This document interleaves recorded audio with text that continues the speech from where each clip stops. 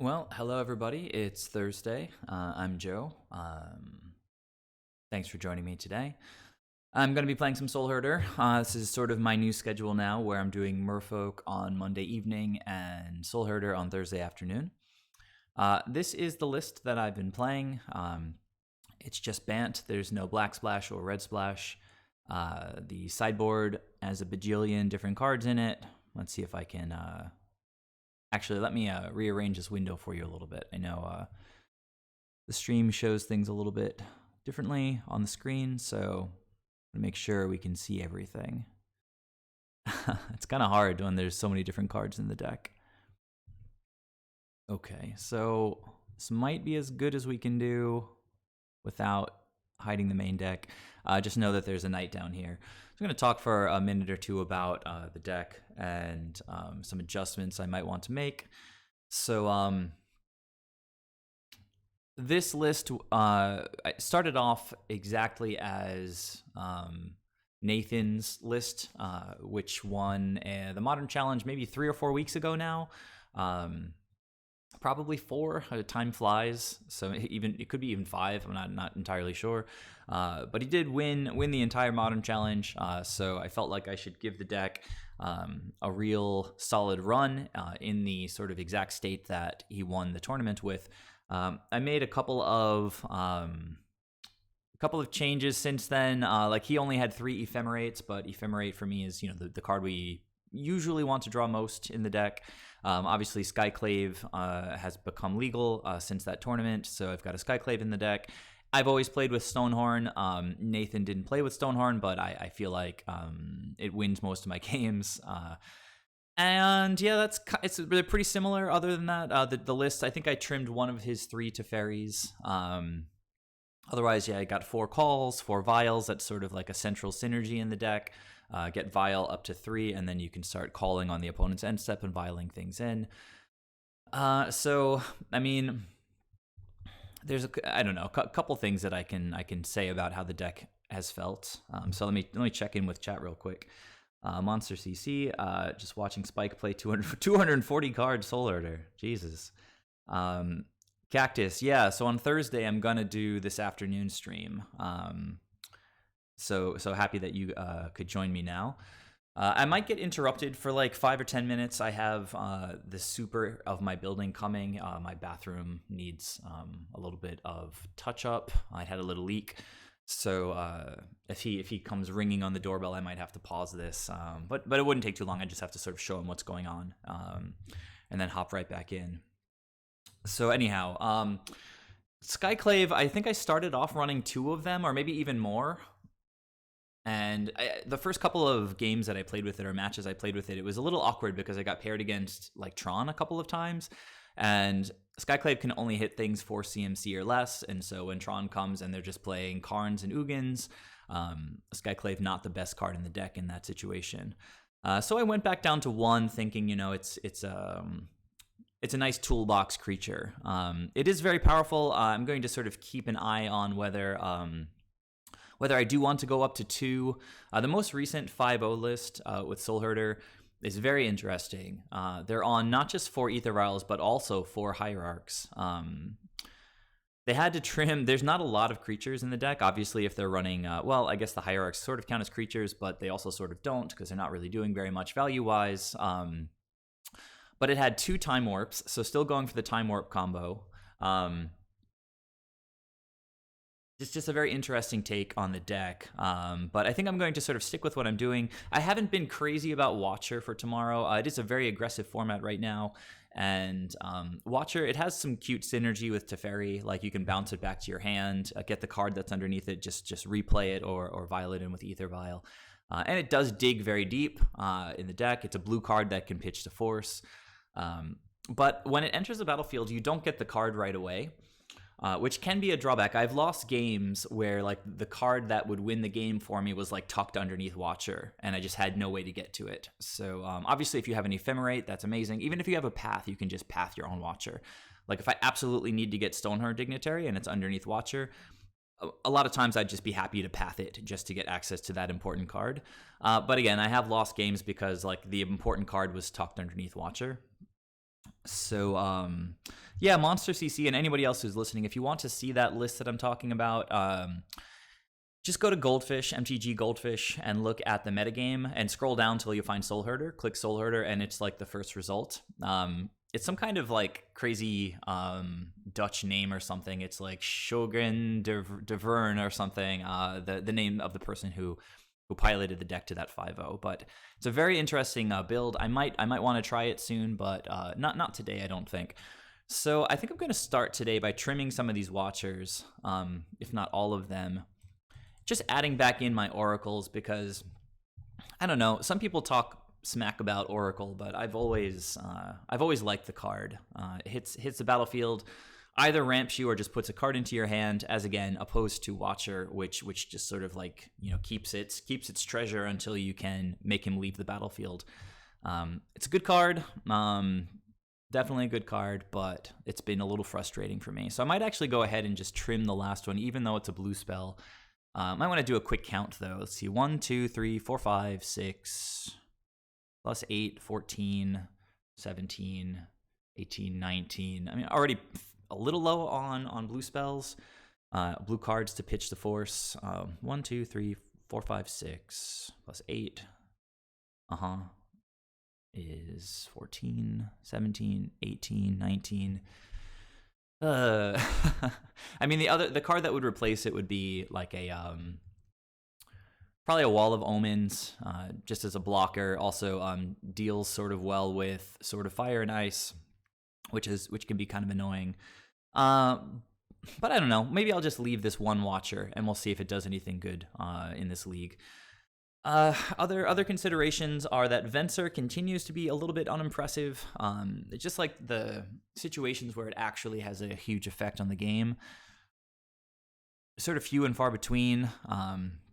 So Monster CC, you've been enjoying watching Tux play Watcher in Wizards. Oracle sounds better for this deck though, without Ephemerate. I'm not sure what you mean by without Ephemerate, but you mean like if I don't have it in my hand, I guess. And yeah, that's the whole point, is that not only does Watcher come in tapped, which is frustrating against very aggressive decks, like we want things to hit the battlefield right away, even if they're going to chump for a turn. Like our deck just really wants to take that next turn, you know? Comes in tapped, and then it keeps the card until you get to blink it. So a little bit frustrated with that guy, but we can hang on to one. It has been good in certain spots, so not completely ready to just throw it to the curb yet. Sideboard is the same. I do think I might want to trim Meddling Mage. I've got a bunch of forces for combo decks. I've also got like Skyclave that can blow up important pieces. So I just feel like I haven't been bringing in Meddling Mage all that much. So if I trim Meddling Mage, I think I would add an Aven Mind Sensor. Came up on the Discord yesterday, and the idea is against all of the Titan decks, you can you can do Eladamri's Call and then like Violin Mind Sensor, or just call on turn 2 and then cast Mind Sensor on turn 3.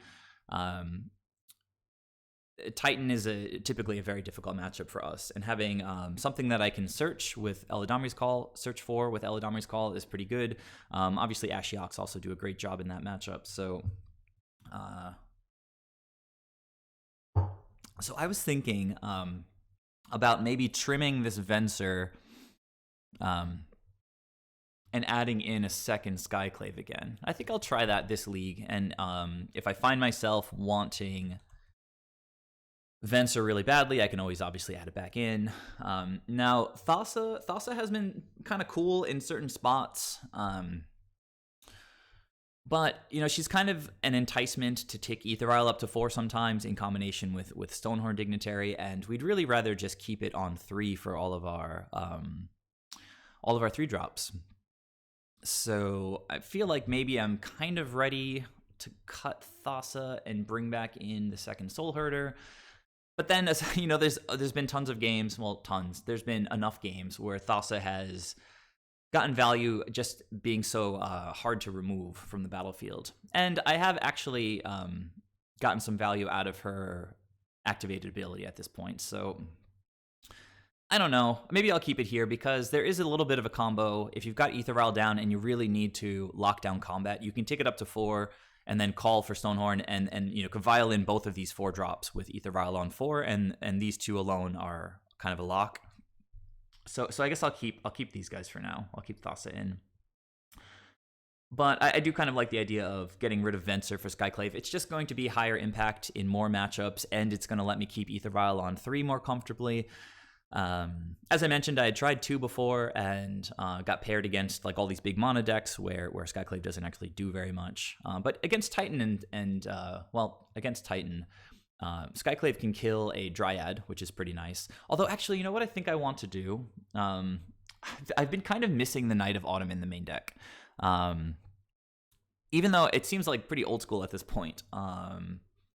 It's super flexible, even just as like a 4/3.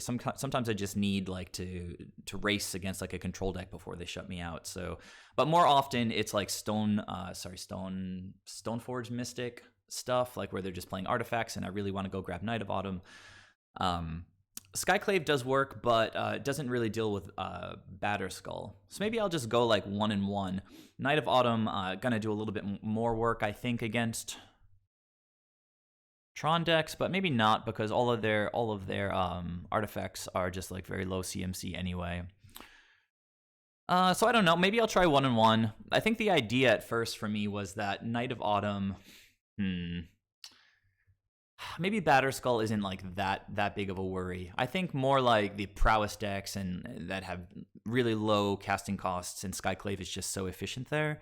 Skyclave can also just kill creatures when Knight of Autumn can only really do enchantments and artifacts. Well, I haven't seen that list, Monster CC, so maybe you can put a link in the Discord and I'll check it out later. So I think this is how I'm going to run. Again, just tiny changes in the sideboard. I took out Meddling Mage and added a Mind Sensor. And then in the main, I took out Venser for a second Skyclave. So the Cardboard Live plugin won't have the super accurate deck list, but it's pretty close. So I think you guys will get the picture if you need to reference the deck.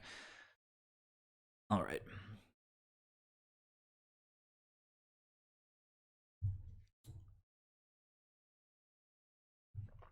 Oh, you're saying it was a Nassif list from a little while ago. Hey, Kale. Thanks for joining me. Thanks to everybody for joining me today. It's a beautiful day here in New York. And I'm inside playing Magic, but at least I've got some windows next to me so I can look outside. Appreciate how nice it looks if I'm not actually outside frolicking around.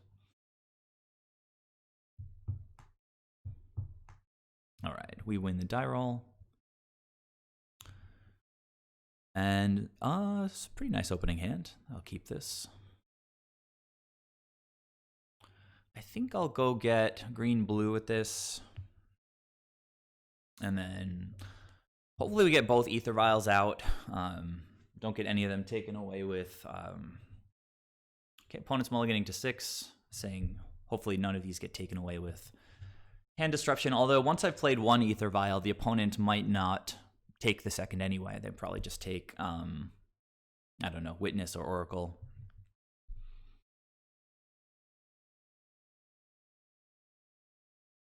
Kale, I just spent like 10 minutes going over the list. So as far as Spice goes, I just put in a second Skyclave Apparition over Venser. Venser was feeling somewhat unimpressive recently. I think green-blue is fine. And I just put in a single Aven Mind Sensor in the sideboard to try to use Eladamri's Call to go get it. Okay, Giver of Runes. That card's pretty annoying.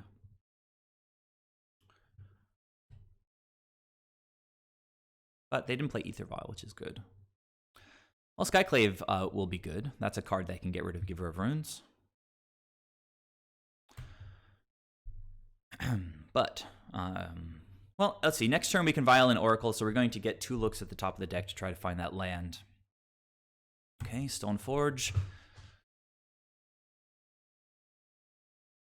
We will need to deal with this Giver of Runes pretty quickly. Sword of Fire and Ice. But you know, Skyclave Apparition can just blow up the Sword of Fire and Ice, so that's okay. This deck that I'm playing against actually is pretty frightening because if they play another land and they have Skyclave in hand, then I just start losing Ether Vials. All right, so the mana situation getting a little bit precarious here. Ugh, Jesus. All right. So let's see. We've seen 4 more cards off the top of the deck now, and none of them have been lands.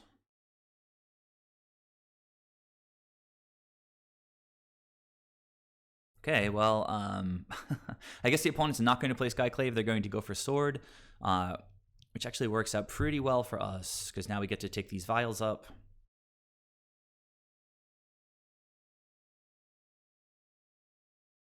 All right. So yeah, I think the pretty clear play here is just to put Ice Fang down, try to find a land. Well, 2 Ether Vials is actually pretty good. Jesus. All right, so I think I'm just going to let the opponent. Let's see. They can put the sword into play, and then I can just continue to hold up Skyclave, and then just blow up the sword. I think that's the plan.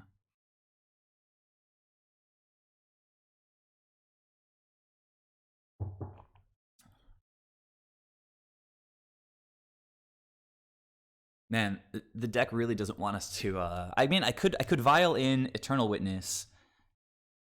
Could vial in Eternal Witness and get back my land. That opens up Call. It opens up Path. It opens up Ephemerate. But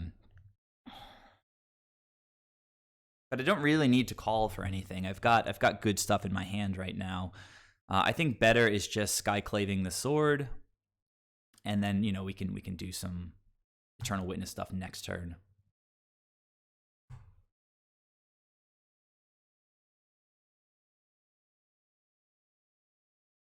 So this can only protect creatures. So why don't I just let them actually try to equip, waste more mana, and then I'll destroy the sword. Okay, 4 lands. Okay, equipping the sword. This is all fine, right? I'm not messing this up here.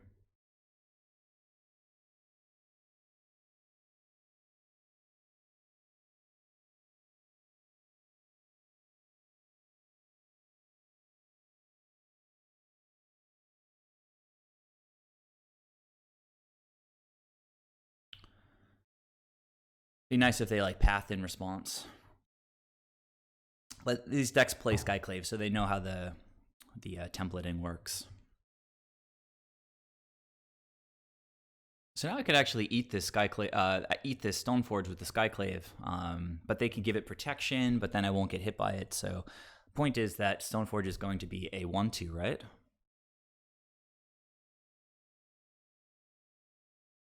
So they can path the Skyclave right now if they have the path. If they don't have the path, then get wrecked, I guess. Well, again, they're going to tap this down, but then I guess we'll have to see what happens here.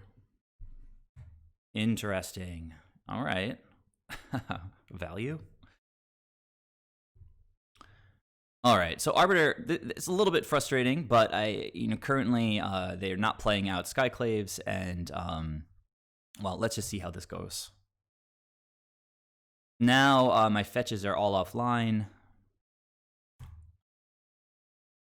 So we just need to draw non-fetches, basically.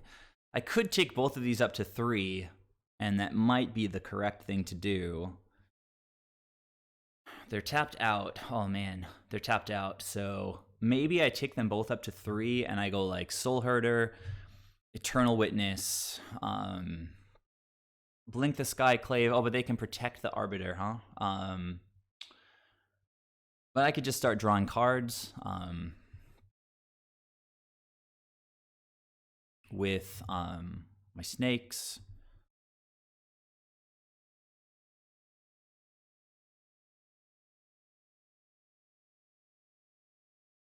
Tricky.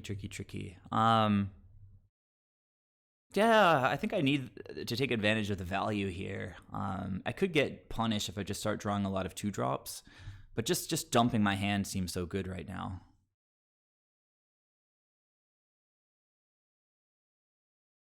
Uro just gains life. And if they do start blowing up my ether vials, I would like to get. Oh, that was awesome. That's amazing. What a draw. Basic planes, so exciting. So yeah, I guess they still have protection up. I can get in the air. That's get in the air. Let's try not to fall too far behind on the clock. That actually turns on call too. So what? I just so many lines here. I can ephemerate the Skyclave, kill the target the Giver of Runes. They'll go for Arbiter in response, and then I can path the Arbiter. No, I can't. I can't do both Ephemerate and Path, obviously, but I can Soulherder Blink Skyclave. Skyclave gives them this vanilla 3/3, but I don't really care about the vanilla 3/3. I don't think. I'm in no huge rush to use the other vial. I don't think right now. I guess I could get another land down with Uro. So why not go for that? I guess. We do want to catch up on lands to the extent possible. All right, so there's no Thalias, and I don't think I'm going to call, although calling for another 3-drop does seem pretty good. And since I'm so low on lands, playing out this the third ether vial seems pretty solid. I can get it on 2, and then actually play my 2-drops, and we'll just leave up Ephemerate, I guess. So what is the play here on the end step? Do I want to give them this 3/3? I think that's fine.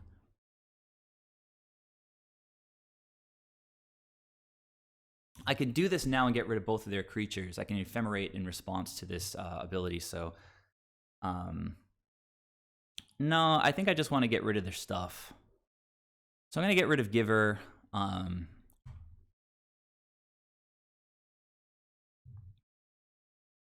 Now I have to think about what I'm targeting first. Typically you want to target the higher CMC first. But then it would get protection, so I think I have to not care about that as much. So let's target this, and then stack our stuff.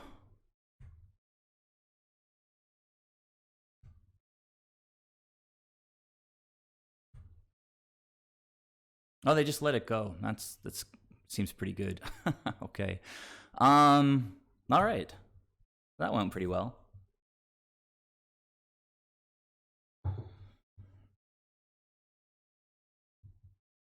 I want to try to save Soulherder. They have another path. They can use their path, whatever. Like, go for it. I can't search for lands, but that did get 2 pieces of removal out of their hand, and I still have Call, which I can use. It looks like they probably won't have access to Field of Ruin this turn, since I made them double path. And they're also starting to fill up my graveyard, which is pretty nice.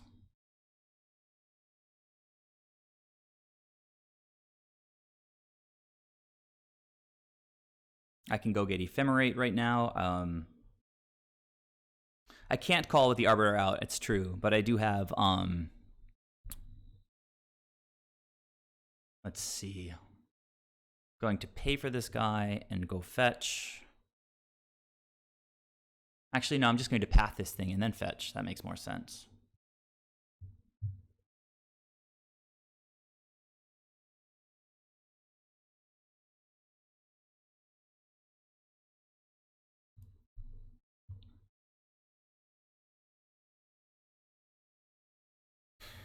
No need to fetch immediately.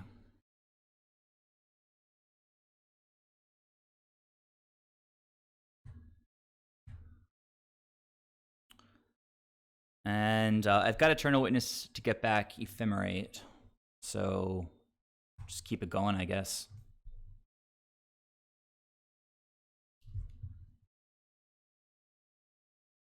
Thalia, I think I do want to call here.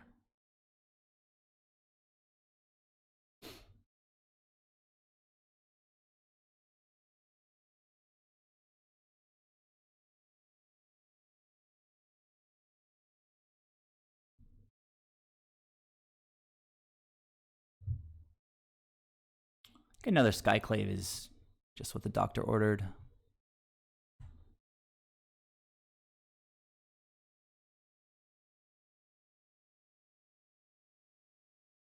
Archon. Can't cast more than one spell. I'm not casting anything. Non-basic lands enter the battlefield tapped. Totally fine.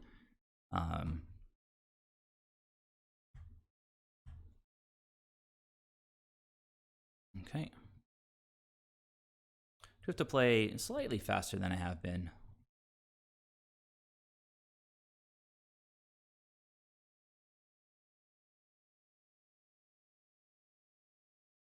Okay, opponent just scooped, so kind of took a little while on the clock there, but matchup felt fine.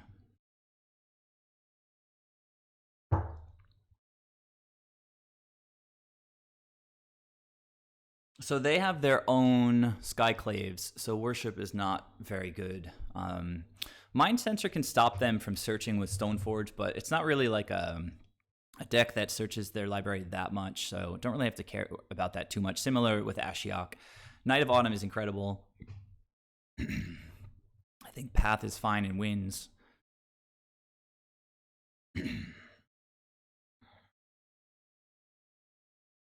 All right. And then I think I just take out all the forces.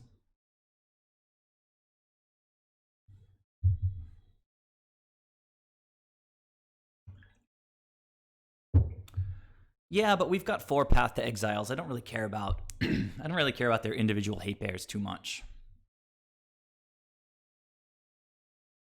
Like if they get some perfect combination, you know, the worst hate bear to look out for here is Containment Priest, because, you know, we're a blink deck trying to do blink things. I called for the Skyclave rather than Thassa so that I could vial it in. Oh, this is very, very similar, except it only has 1. I'm going to keep, though. Rather than Thassa, because I could vial in both of them right away on 3, and yeah, just seemed fine. I didn't need... Sorry, guys, I need to concentrate for a second. Didn't need Thassa. I was way ahead, and just blowing up their stuff with Skyclave seemed fine.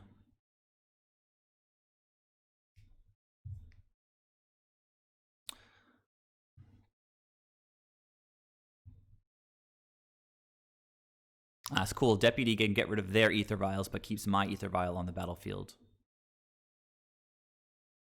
Okay, we're hitting these lands. And since they could have Arbiter, I'm going to fetch right now. Actually going to get maybe another Hallowed Fountain, so that I can have white for Skyclave.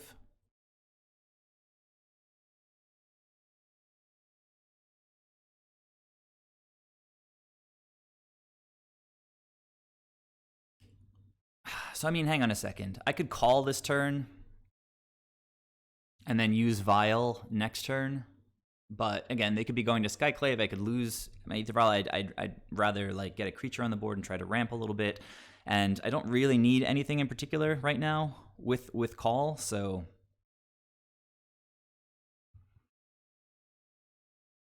Okay, well, that's a good card. Next turn, I can Deputy their Ether Vials, and that could be a blowout unless they Path in response to Deputy.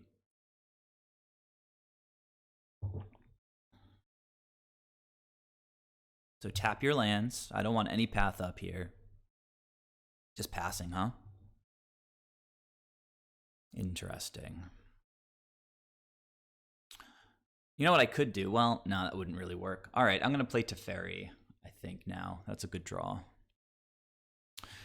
Well, I don't know. Just Skyclave on their Ether Vial seems pretty tight also. Next turn, I'll untap with Ephemerate. I can vial in my Soulherder, start blowing up all their stuff. They don't have a third land, so I think Skyclave is just what the doctor ordered here.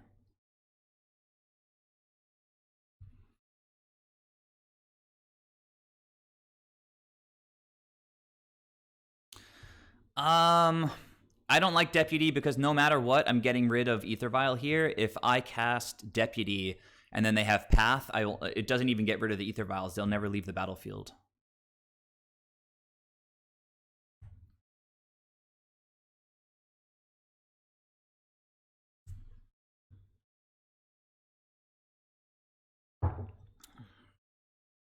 So they got Batter Skull. We still have Deputy for that. Also, Teferi can bounce it. Feeling pretty comfortable here. In fact, just like ephemerating Skyclave in response to them putting Batterskull in, killing this Ether Vial, seems quite nice to me.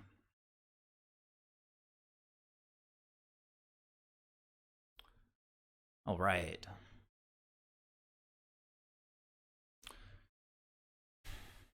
So if I crack this and they put an Arbiter down in response, I have to pay for it, right? But I have mana up for that, so that's sort of fine.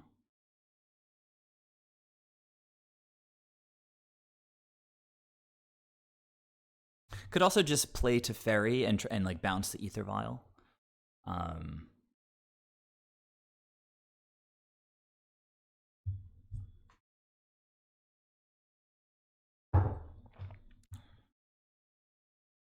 All right, let's go for it. They're gonna have this Arbiter. They're gonna make me pay for it.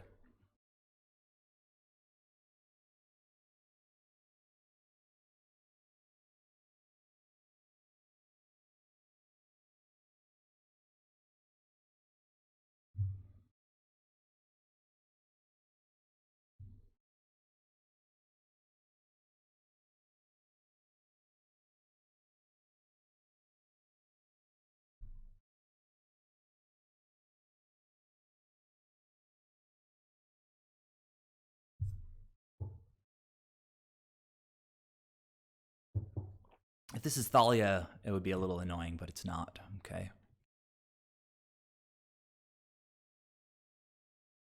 Okay, so they have a Maul, but another one of those things. So I think I kind of have to, I'm going to Deputy their Batterskull.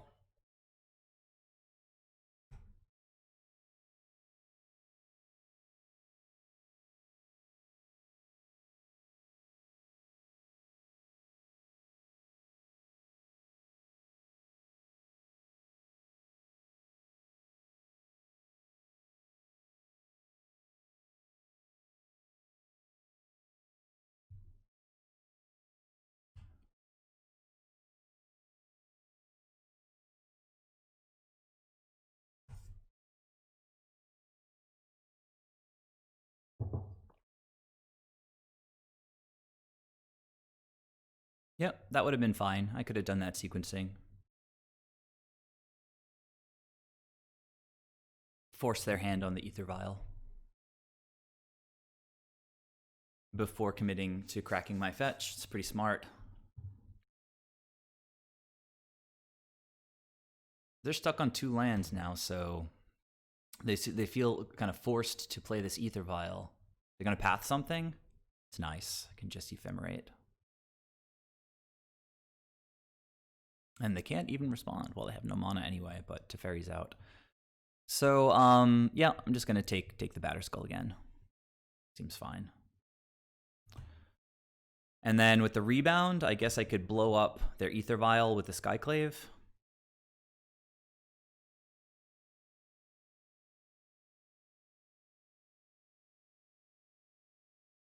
Okay, opponent conceded the game, so kind of a smackdown this match. Interesting. It says that I won the match, but it doesn't let me because maybe because of and its MTGO is a weird program. I still have like Ephemerate on the stack from the Exile Zone. It won't let me like draw my next cards. Yeah, that's pretty cool. That was a good one. All right. So I might have missed some of your guys' chats. So, do you think a lot of the skills picked up piloting Merfolk pass on to this deck? I'd say absolutely not. So with Merfolk, the sort of I think the highest level of skill that you need to sort of acquire with Merfolk is really, really, really carefully analyzing like who's the beatdown at any moment. Like you can so easily mess up combat. Like if you get in with 2 of your creatures instead of 1 of your creatures, maybe you'll die because you don't have enough blockers back. But you very often have evasion. So if you have a clock that will win in 2 turns, you need to just always be on your toes about combat with Merfolk, and that kind of combat math doesn't really translate to Soulherder. Like Soulherder is more of a prison deck. They both run Ether Vial, and I'd say that the in Merfolk actually Ether Vial is more, well, it's trickier, right? Like you're vialing lords to as like a combat trick to blow out blocks. You're vialing in Trickster to eat Tarmogoyfs, that kind of thing. Whereas in this deck, you're just vialing in your value creatures. There are some blowouts like vialing in Skyclave to blow things up, but it's not really the same as with Merfolk. So I'd say the skill sets don't really translate very well. There was like a massive learning curve for me when I picked this deck up last summer, in large part because of the insane amount of triggers. But that was back when we were playing like 3 or 4 Soulherders. Excuse me, guys, I'm gonna get a sweater. I'm like freezing. Just give me a second.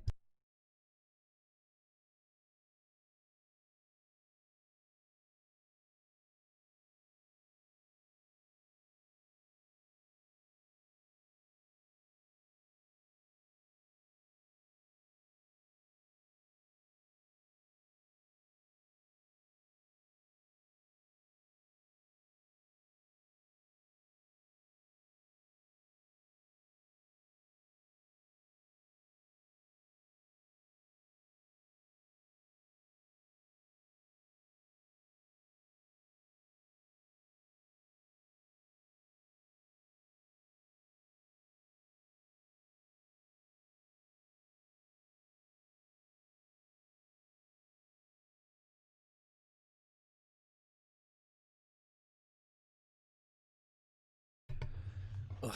All right, sorry about that. So yeah, this deck you have to know like what to click, when to click it, what the sequencing is, all that stuff. So definitely not really something that comes up in Merfolk. So but Merfolk was the deck that I played almost exclusively for like 4 or 5 years before even touching this deck. So I was able to figure it out. It's like Merfolk, I think it'd be fair to call it a modestly sort of technical deck, right? Like sequencing is very important with Merfolk. You're not just playing. Well, anyhow, I'll leave it at that. It's fairly technical, so if I think it appeals to if that side of the potential sort of player mindsets. Like some people are just drawn to combos and they just want to put those pieces together. Some people like, Merfolk, where you're just trying to play the right thing at the right time, the exact sort of surgical answer to whatever the opponent is doing, whether it's going to be like Trickster at the right time or Harbinger at the right time, or just again, like combat math, knowing when to attack, that kind of thing. This deck is super technical. So if you like Merfolk partially because of that aspect, then you'd probably like this deck a lot. And really, like whether the skill set translates or not, what matters the most is whether you enjoy it, because that's going to determine whether you're actually willing to put in like all the hours to actually get good at the deck.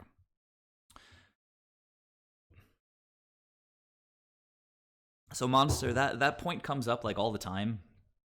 Whenever this deck is discussed on whenever Soulherder is discussed on Reddit, there's always like 2 or 3 people who are like, why is the deck called Soulherder? There's only one Soulherder. And there's a couple of reasonable answers to the question, and both of them are valid. The first one is the people who play Soulherder call it Soulherder, and that's enough, right? So if Prowess wants to start calling their deck Blitz, then like, whatever, it doesn't matter that I might like the name Prowess better. Like, you call it Blitz, the deck is called Blitz. You have the right to name your deck. It's like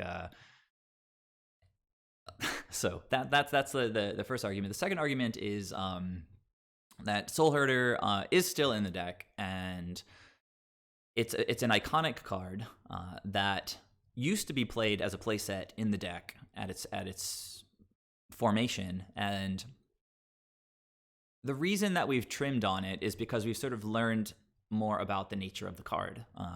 It's a little bit vulnerable in the early part of the game, so you can't just really comfortably run it out on turn 2 or 3 into things like lava darts or even lightning bolts or fatal pushes. Like you really want to have force backup or ephemerate to protect it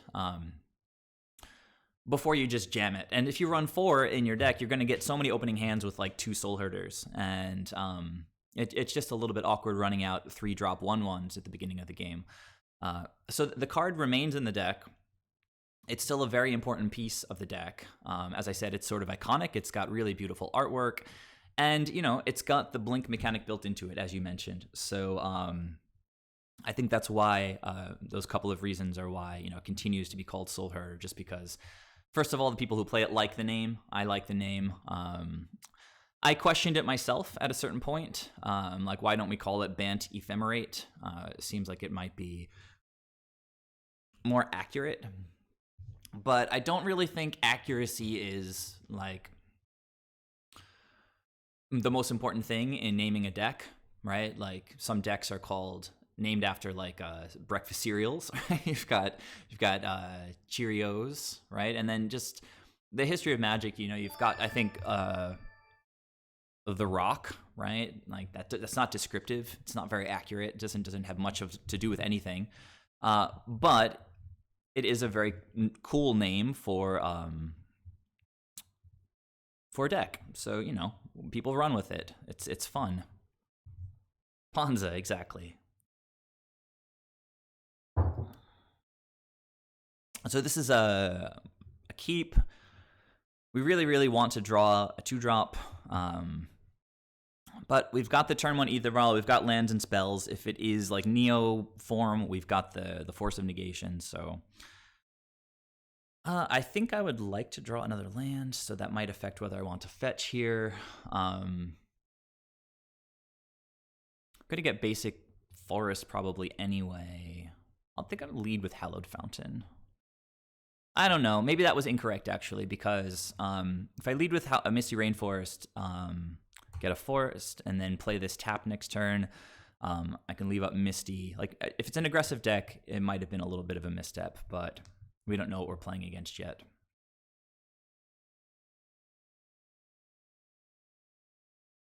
Yeah, the follower. Good point again. There's plenty of examples, I think. So opponent on a Scalding Tarn could be any number of things here, from Grixis Death Shadow. Oh, it's like an Uro deck. All right, well, the Path to Exile will hopefully come in handy. All right, best possible draw right there.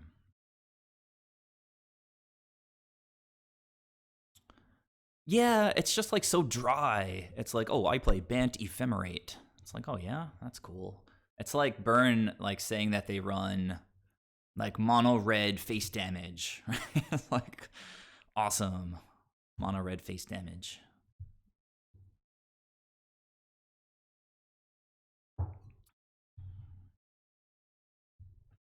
So not only did I hit the Oracle, but I hit a land off of the Oracle. So the deck is cooperating so far. We've got the Deputy in hand if they go the like Field of the Dead route, but I might, it's my only blue card right now to pitch the Force.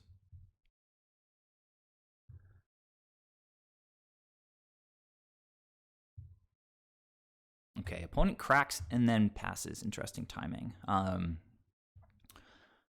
think I probably want to get a Breeding Pool for double green, double blue. Doesn't seem we're super concerned about. This looks like Growth Spiral to me. Could also be like Remand. Man, the deck is hooking me up this game so far. I think I'm just going to leave up Force, as slow as it seems. I just don't like playing into... they had nothing. They had nothing. Interesting.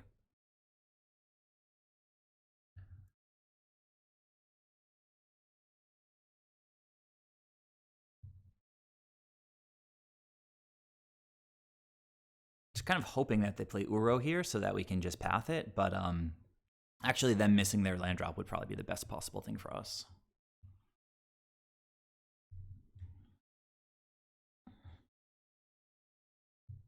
I don't even know what colors this thing makes. Oh, it's Teferi Time Raveler. It's a good target for force. Trying to bounce my Ether Vial? I don't think so, amigo.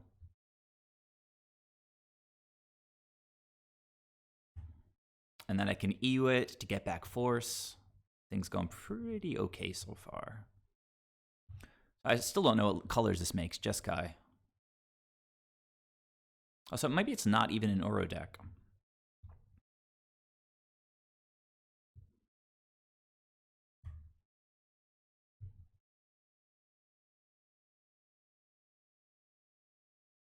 Man, good stuff.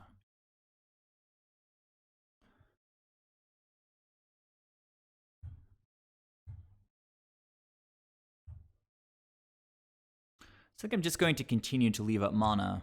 If the opponent goes for like a Jace, I can go Eternal Witness, get back force. No Ephemerates in hand, a little bit unfortunate. And this makes it slightly awkward. If I Vial in Eternal Witness, they can like Lightning Helix it or something in response to me getting back force.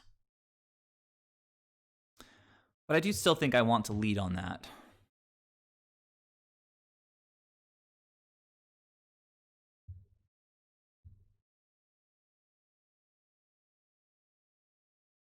So let's see if this gets something out of them, you know? I'm just letting it happen. Okay. It does seem like it could be a Supreme Verdict deck, so... well, explain the rationale. I don't really... They can't counter the Eternal Witness, so...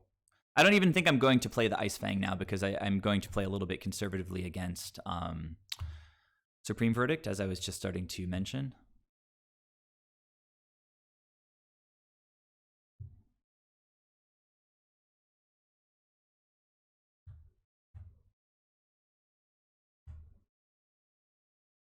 So now I can play this for life. Leave up Ice Fang plus Force. That seems fine. Opponent did play this untapped, so we're not really sure what they're doing here. If they go for like a Lightning Helix, I might just counter it.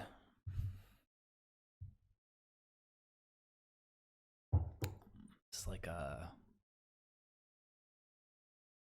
I don't think so. Don't think so. So I got the force out of my hand, but it's nice because typically, you know, you learn, if you're talking about skills that pass over from Merfolk and what to counter and what not to counter, that is a lesson, I think, that you learn playing Merfolk. Cryptic just draws them a card, so countering it is quite good for us. So again, like, I don't really see a reason to run out this Ice Fang here. Doesn't change the clock. Opponent can like tap my team or something. I'm starting to flood out, which is somewhat frustrating.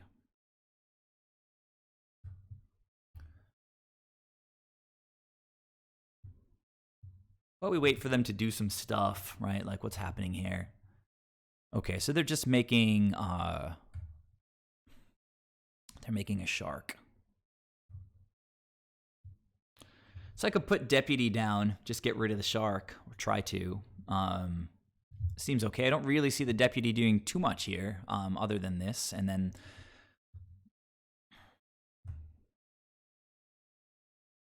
I'm going to like path my Deputy in response to oh, they just scooped. I don't. Who knows what's going on with their hand, but that apparently was too much for them.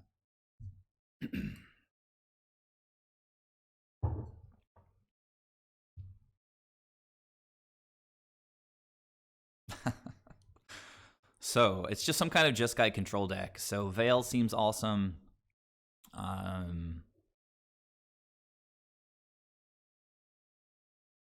Gaia's Blessing is like some graveyard hate. It's a little tiny bit of graveyard hate.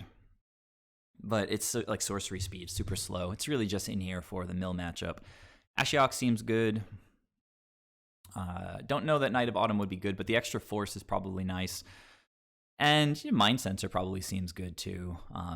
If they try to fetch, you flash this guy in and hopefully screws them. Stonehorn probably not amazing. Skyclave Apparition also probably not amazing.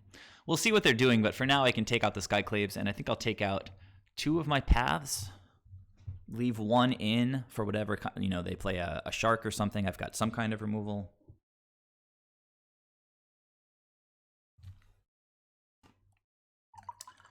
So we've got some really good cards in the matchup between Teferi. We saw the opponent was playing Teferi, but it had the force for that.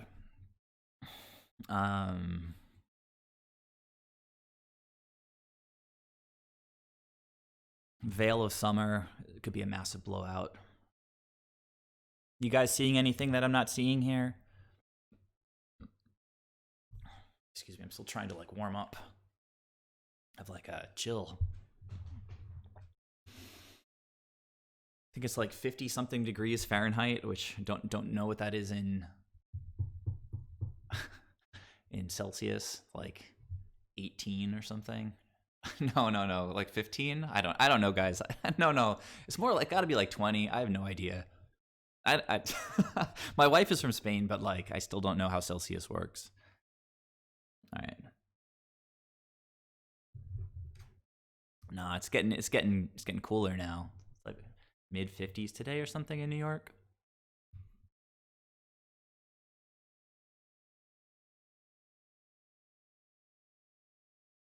So thanks for joining me today, guys. Really appreciate it. If any of you guys aren't following the channel, appreciate that. If you could give me a follow. Always trying to grow the channel, try to grow the popularity of the deck. Opponent starting with 7, and I think this might be the first mulligan for me in the league. It's I've been keeping a lot of 1-land Ether Vial hands, and they've been gas, but this doesn't have the Ether Vial, so we'll go ahead and mulligan. As sad as it makes me. Blach. Okay, all right. Well, this can at least try to dig us out. So when you mulligan to 5, you typically get rid of force since it's card disadvantage. And since we are an Uro deck, I might just keep both fetches. Start off Temple Garden into basic forest or basic island.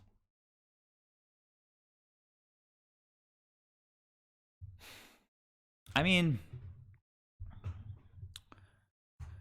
it can draw cards, right? So if you have a mull to 5 like this, it's not the worst thing in the world.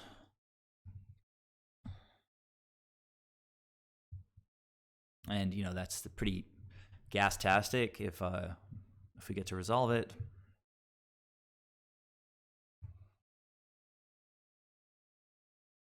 Opponent with their Jeskai Triome again. I don't see how you play Triomes and not run the amazing comic book art versions that they have.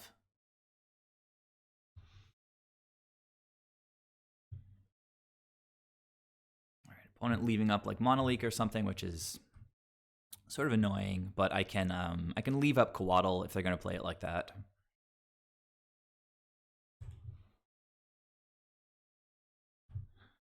Okay. That means if I play Coatl and they counter it, then I can just untap and play Teferi.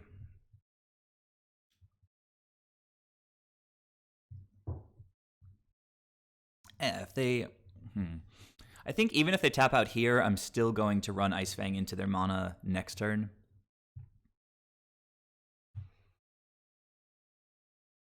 Just because I'd love for them to tap out on their turn so I can tap out on my turn. I think it's sort of okay if they have Teferi as long as we have our own Teferi.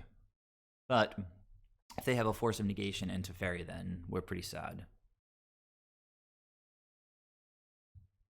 Okay, all right. So let's see if I can get a counter spell out of their hand. Or maybe, a Lightning Helix or something.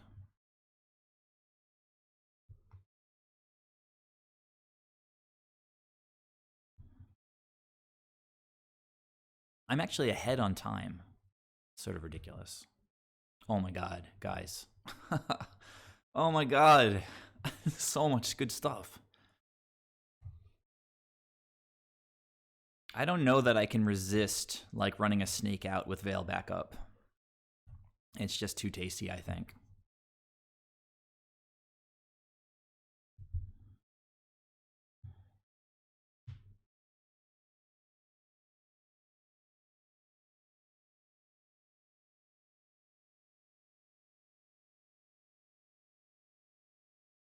We kind of want to draw cards because we want to draw lands, really. So, like, veiling now is fine, I think. Instead of, like, for example, waiting till we find a fourth land and then trying to play one of our planeswalkers with Veil backup. Oh, I love this so much. Oh, it's Ether Gust. All right, whatever. You got me. But now I can ephemerate if I feel like it. I think I'm going to go top here. It's just fine. Like, we are... I said in the past, not a tempo deck. So, Ether Gust. It doesn't really matter that we're a turn behind. It's just the opponent took their turn off to do that right now.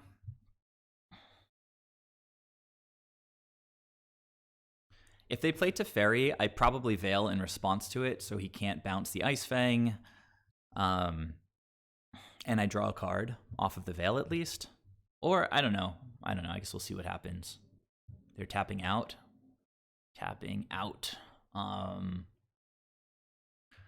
I think I just let this resolve now.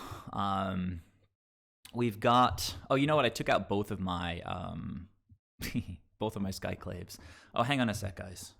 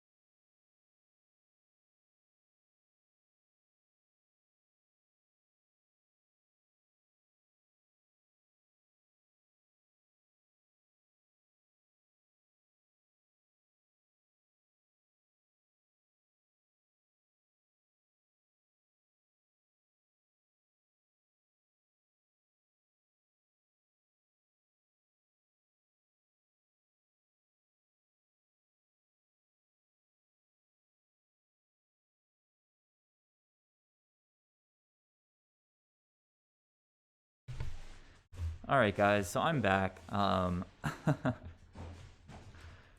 have a visitor right now, so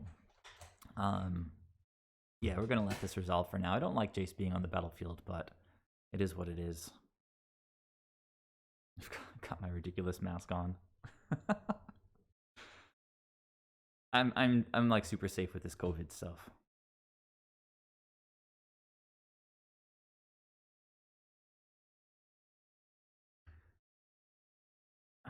Okay, so opponent is just brainstorming. I was thinking like if he tried to bounce Ice Fang, which would be kind of ridiculous, I could ephemerate in response.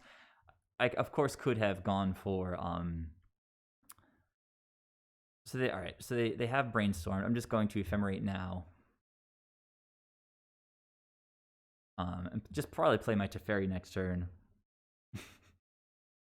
Probably take the mask off in like a few minutes. Now, blinking this guy, I don't get to attack Jace, but I get some value. I get to draw some cards. There's that Coiling Oracle that we knew about. I have fallen slightly behind on time,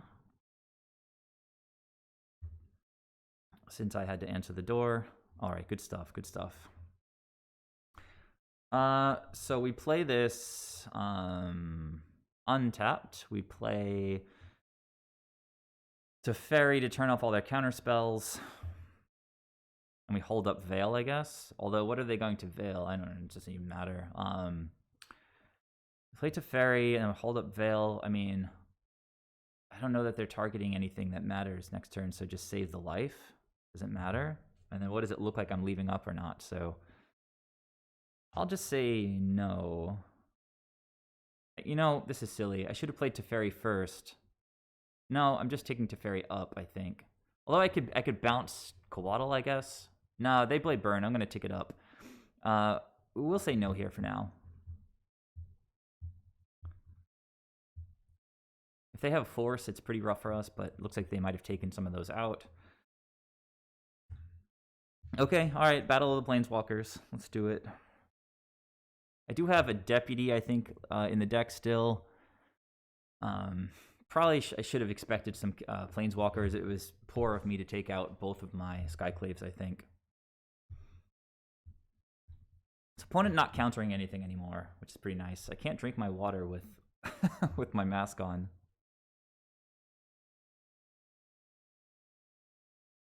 Can play Eternal Witness and get back Ephemerate. That seems pretty good. Maybe they just like double bolt Teferi right now. Hit Eternal Witness and get Teferi back. Oh, look at that. I think I called it.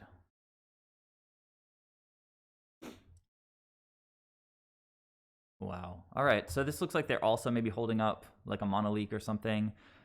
So I can hopefully get value out of the Veil on my turn. Mystic Sanctuary not working. That's kind of funny. All right, so they're brainstorming. We really need to deal with this Jace.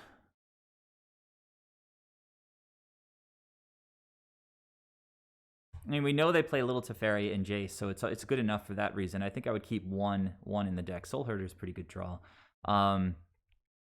So we'd go ahead and attack Jace.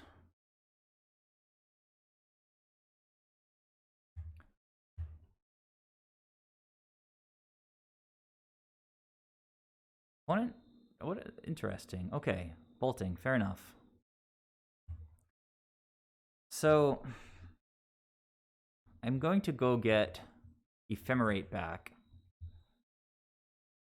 And then I think I Ephemerate right away while shields are down to get Teferi. And then if we happen to get to our upkeep,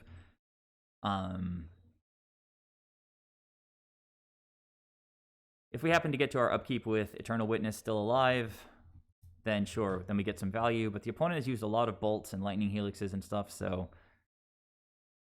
And we have next turn Teferi with Veil backup, so should be good. I need to play quickly so that I can regain the difference in time.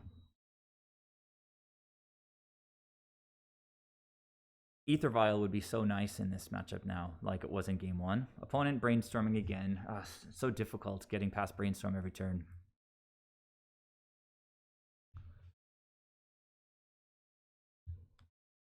You guys can hear me okay with this mask on, right?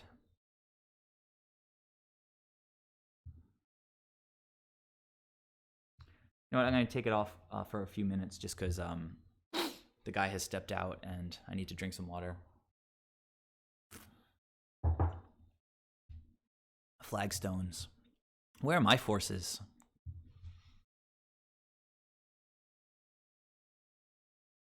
Okay, opponent is letting the clocks get closer together, which I can dig, because if this goes to a game 3, I feel pretty comfortable given what the opponent has shown me so far that I can stay ahead on time. He's going to blow up his own land for now. Flagstones lets him find a land, so I don't know. Whatever, I guess.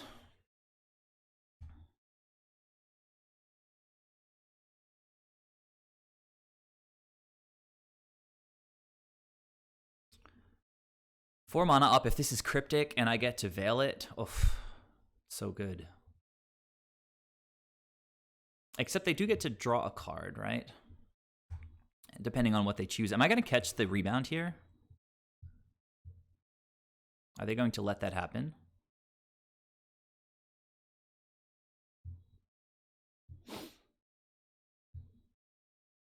Are they? Oh my god. Is this... Okay. So they're getting rid of my white mana for now. Seems pretty terrible. I guess they've just got a handful of those.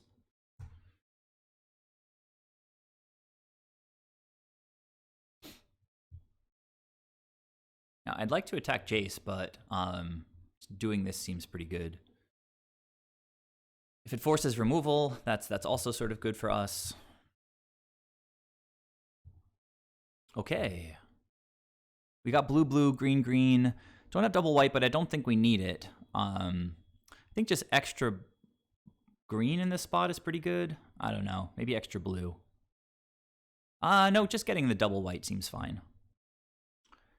Okay, so there's another Ephemerate anyway. So, as I said, I think we're just going to get Teferi down. Or try to. Is this a dispute? Oh, it's so good. So good. Opponent. Another Teferi, not so good, but just gonna take this guy up. Play around multiple, or just draw multiple burn spells, and we could play out a second Teferi.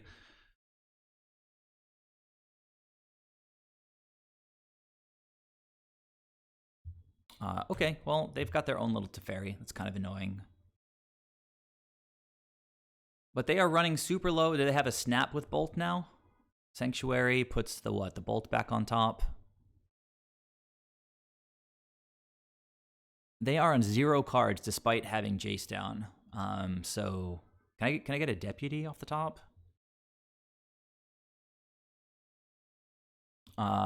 They drew a card, so Teferi down to 1. They're up to 1 card. They drew the bolts. They're going to hit Teferi right now. Oh, well, actually, they haven't done their brainstorm yet, so. Opponent now almost a minute behind.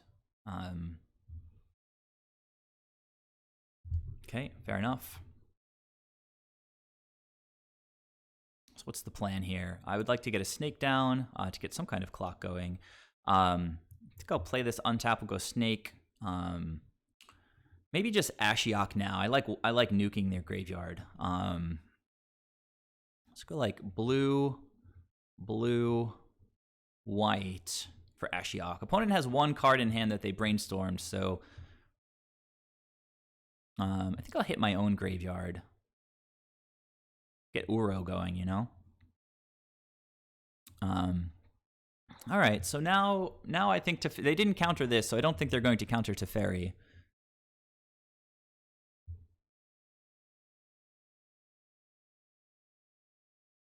And with all that stuff gone from their graveyard and them on 1 card, I kind of feel fine just drawing a card here. Okay. Well, that's a nice clock.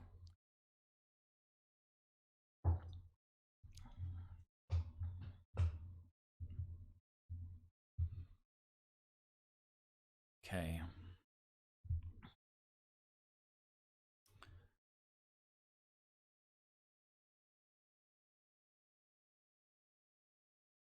All right, I think I'm going to put my mask back on for a little while.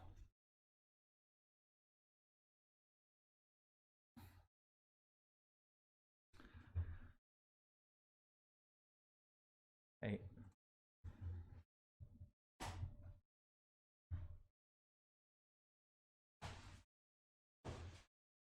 So let's see. I have to do everything on my main phase, so the fact that this has flash doesn't really help us too much at the moment. Opponent's just going to time out. I mean, they're taking like 30 seconds each time they brainstorm. They've already used 2 sanctuaries. I mean, Cryptic does bounce it to their hand, so let's see what's happening here. Returning to Fairy. It seems sort of poor. And drawing a card. Okay, another Teferi. That's kind of weird. Guess it just draws them a card. Yeah. Seems a little bit desperate. Not even thinking too carefully about this fetch here. Just going to get my Canopy Vista. So they're definitely looking to counter Teferi. Just going to cast it right now. See what they've got. Okay, they let it go. So At this point, I might just play out. So Ephemerate's not very useful. I just play out the Oracle and then bounce it back to my hand with Teferi. Oh, there's that Deputy. And there's our lone Watcher for tomorrow. I'll take Eternal Witness here. Actually, Force seems... Yeah, Force seems pretty hot here. Hit my own graveyard. I'd love to hit Uro. Although I guess... Yeah, alright, pass the turn.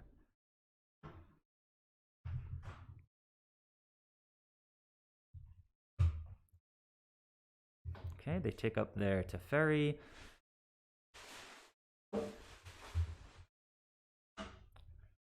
Brainstorming. Opponent below 12 minutes now. Fully a minute behind.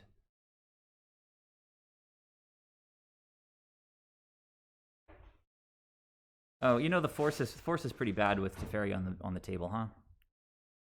Yeah, kind of forgot about that. That was poor. Should have gotten Eternal Witness. Ugh, alright. That was hasty. Sorry, guys. But if they don't have any removal in their hand, then I can just kill Teferi here, I guess. But seems unlikely. I could also Deputy Teferi and then protect the Deputy.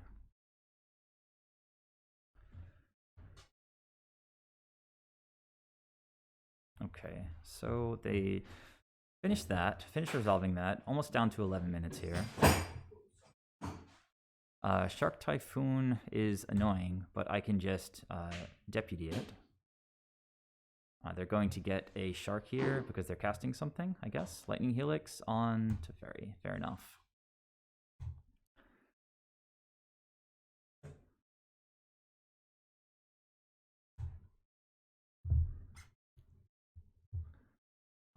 So once again, I think I'm going to hit my own graveyard here. Can I get rid of this anyhow? Don't have my single path in here. Oh, I can get rid of it with... Oh, they have 1 mana up, 1 card. I think I just Deputy the Shark and then try to attack Teferi down. I'm hoping that they don't have the 1 card in their hand is not like a path or a bolt or something.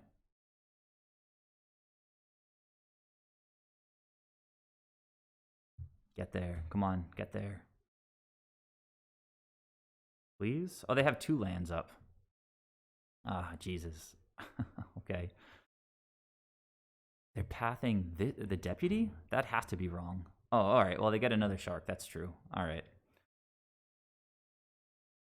Okay, no more basics, I don't think, right? Alright, opponent is empty-handed, but we're not really doing much here. 2 forces with Teferi out. Completely forgot about this when I put that force underneath.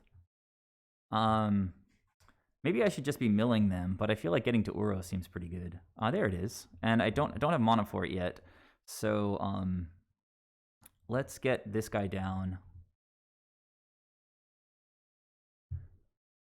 And I don't know, ephemerate it, even though we can't resolve the ephemerate, just to draw an extra card. Okay, now we can play a snake. Actually, we can't play a snake. We're running out of lands.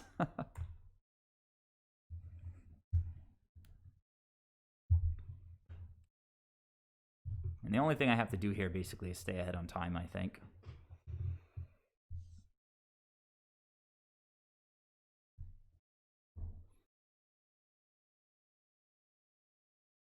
Opponent being a little bit too greedy with how much time they're using.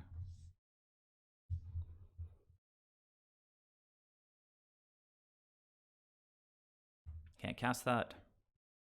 I've only got 17 cards myself, so I've got to be careful with this.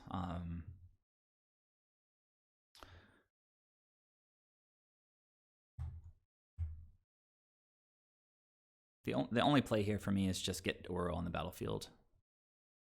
Don't really want to draw more cards because I have been milling myself pretty heavily.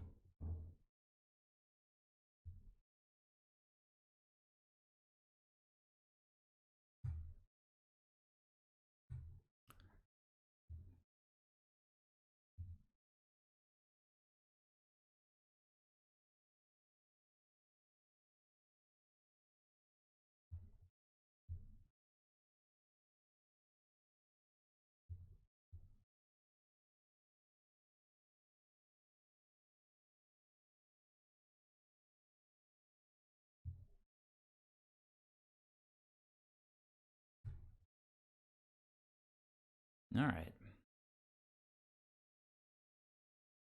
Okay, Supreme Verdict on my turn. That's fun.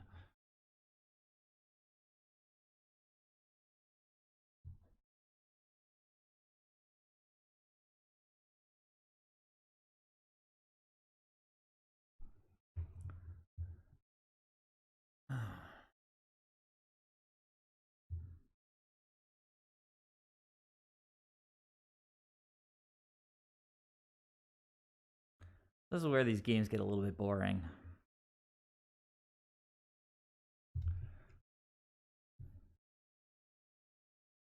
I'm definitely bringing the Skyclaves back in. I need ways to get rid of Baby Teferi. It's one of the best things that Skyclave does for us. Not just in, yeah, I mean, just super good.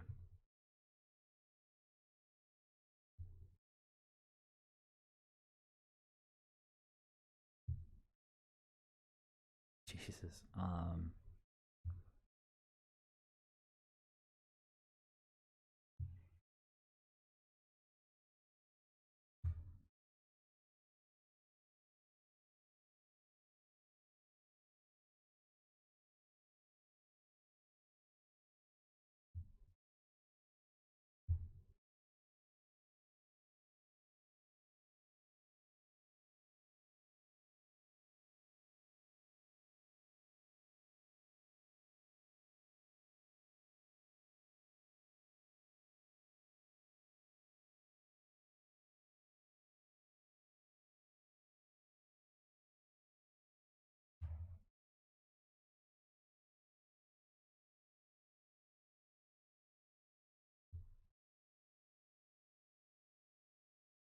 Got him. Okay. Just playing for getting seconds and minutes off the clock here. 3 forces. A little bit unfortunate, but whatever.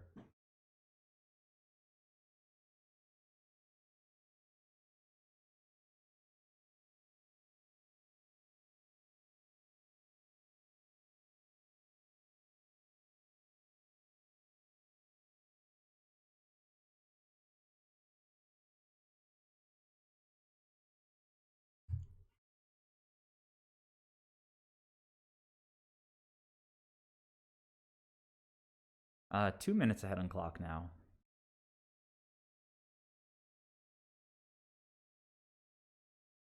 I think I forgot to cast Uro last turn, but that seems okay. Okay, another Shark Typhoon.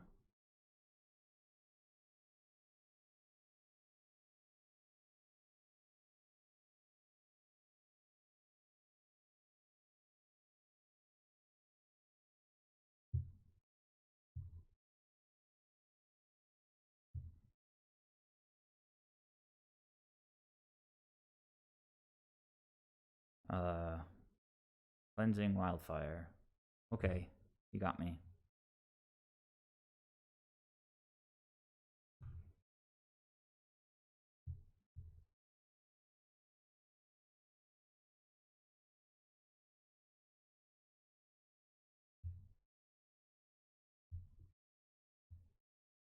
Playing Cleansing Wildfire against like an Ether Vial deck seems poor.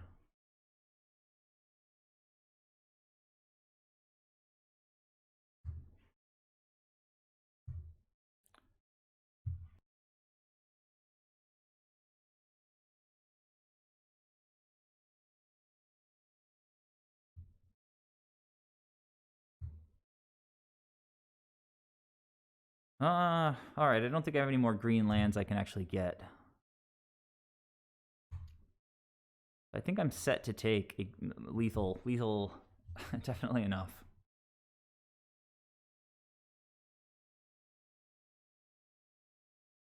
Dark Typhoon.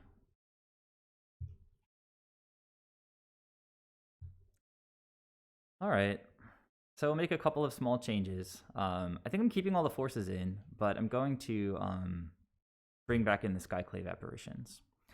So see if the opponent can win a game with less than 7 minutes. Alright,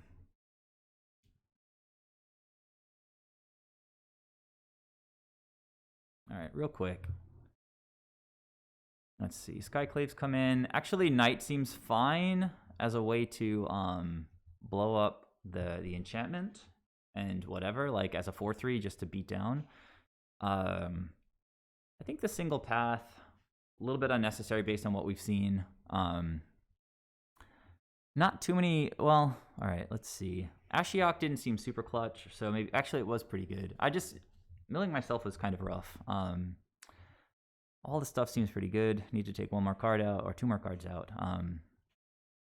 You get rid of one call and I don't know, one Ashiok. I gotta use the bathroom. I'll be right back.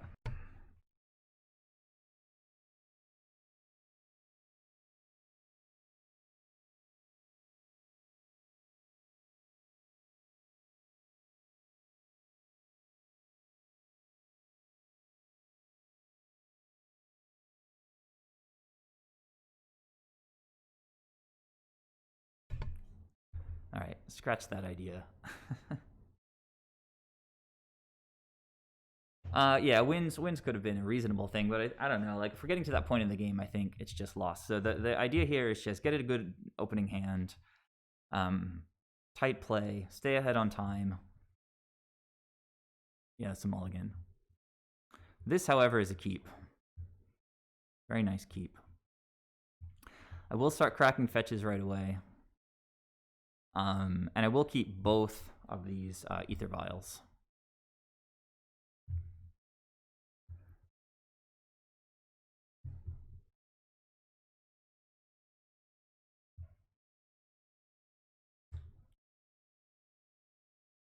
Okay. Tight play. Opponent kept their 7.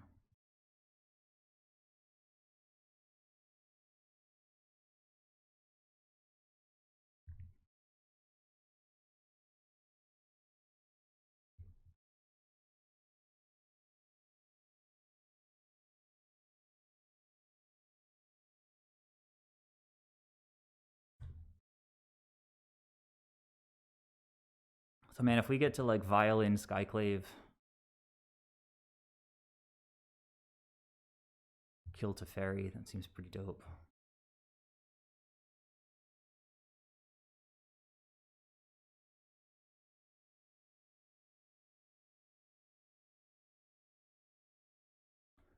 Wildfiring their own land again. I mean, so this in this case, this is just like a bad ramp spell? Maybe it's a good ramp spell and I'm just not thinking clearly about it.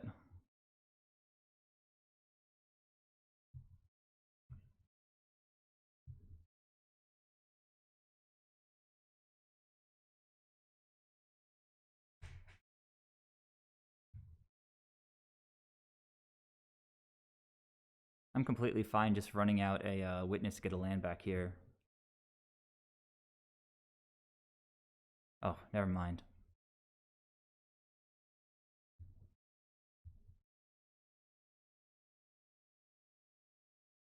Oh, it draws a card too. I forgot about that. All right, so this hopefully will hit them. Like, they won't be able to search their library now for a little bit. So let's see.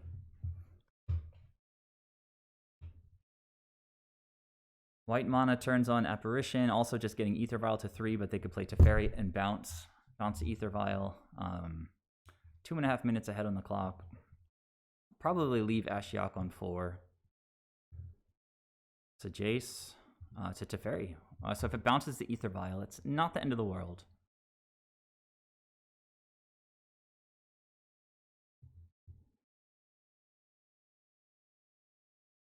But if he bounces it, he has to assume I don't have a 2-drop, which I could just kill him with right away. So he might just tick up here, which would be optimal for us, because then we can just Skyclave Teferi right away.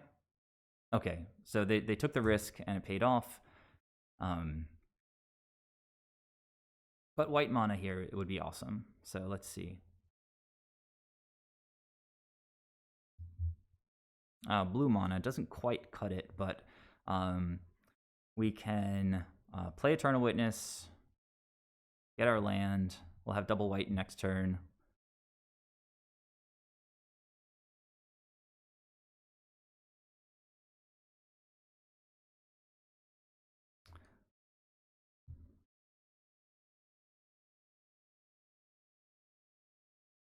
And yeah, I think just keeping Ashiok on 4 seems fine for now.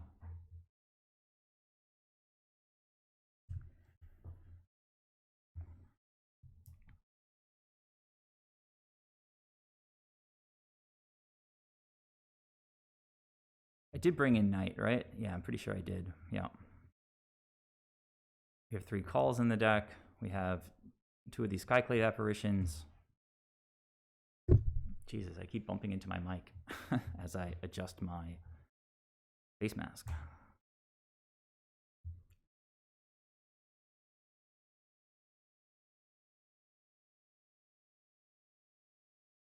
Might actually just attack the Teferi since, we're sort of at... Okay, so they're just... What are they doing here? Cleansing Wildfire on the blue. I can't use it anyway. I'll just say okay. And we'll go get... I don't know. Green.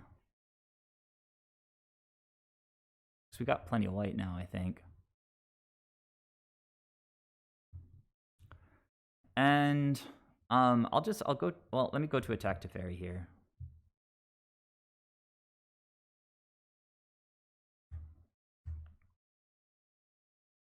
Are we getting pathed?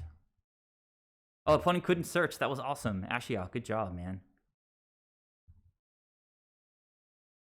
So Snapcaster, just going to trade for no value.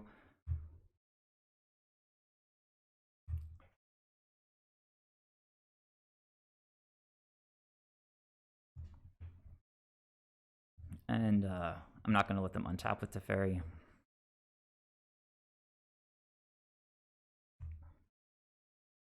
All right, guys. I guess that's it for now. Opponent has too many cards in hand. We need a good value draw.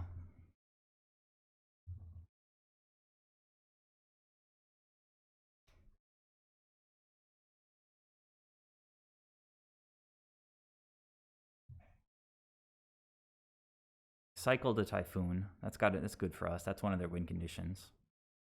They are 3 minutes behind me. We've been drawing too many lands. Oh, Apparition Snap was good. I'm sorry. Yes, that would have been awesome. Opponent just scooped for some reason. I guess they have nothing in their hand. How strange. Anyhow, yes, I was getting confused between multiple different things. I have to go to the bathroom. And I was drawing poorly, but yes. Going after the snap would have been the best. They were tapped out. Man, obviously, right? Obviously. I was kind of laser focused on, for whatever reason, Skyclaving the Teferi after the Ewit got removed, but I could have just destroyed the Snapcaster. It wasn't removal, it was a permanent that I could have destroyed, so... Alright guys, give me a second.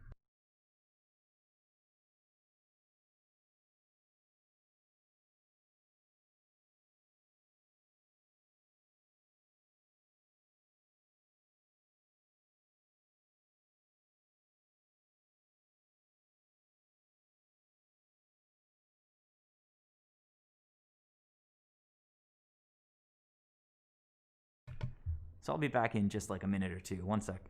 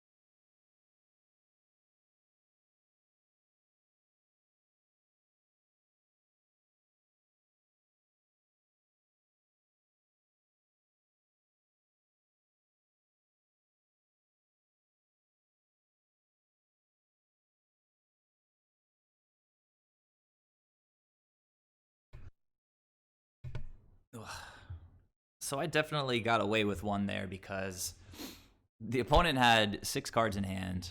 I had nothing going on. I mean, I guess how are they going to win the game in 3 minutes? The Shark Typhoon is a legit win condition. Like, just get one more land, play Shark Typhoon, start making sharks, and try to win the game, right? So not really sure what the idea is there.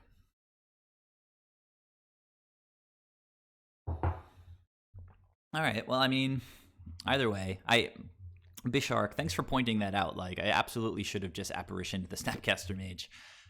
Anyhow, decent start to the league. Oh, the first round opponent is on a trophy. So, do you guys remember what was the first round person playing? We had Vile both games. I think it was. I don't know. I can't remember. Let's watch a little replay.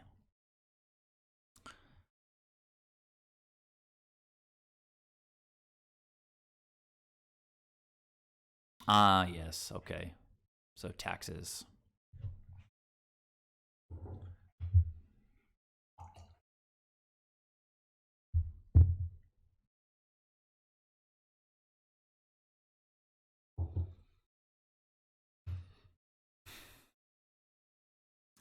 Did any of you guys watch the vice presidential debate yesterday? It was okay. Little weak. I mean, it's watching Pence, like the way he speaks, is like a little bit frustrating because like he'll be asked a direct question and then just talk about something else for like 3 minutes, and then the moderator will say, "Thank you, Mr. Vice President," and he'll just keep talking over the moderator. Like she'll say it like, "Thank you, Mr. Vice President," like 6 times, and he'll just keep talking and talking. And I was just sort of shocked that at no point, like Chris Wallace in the first presidential debate, actually like called Trump out. He was saying, "You are by far the one who is interrupting the most." So I'm surprised that like Kamala Harris or the moderator didn't actually say, you know, like, you got to stop doing that. We're gonna cut off your microphone or something. You know, I'm gonna keep this and we're gonna see how it goes because Ether Vial on turn 1 is sort of nutty in this deck. 2 Ether Vials even nuttier. This answers almost everything, and then Ephemerate is just like one of the best cards in the deck. So if we draw into like a snake, the hand is amazing. Draw into pretty much anything, the hand is amazing.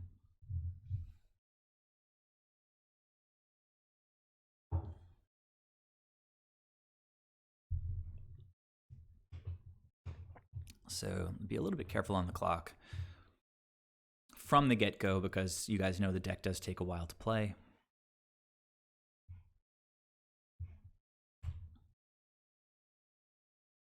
Yeah, the little fly was pretty funny. I laughed out loud.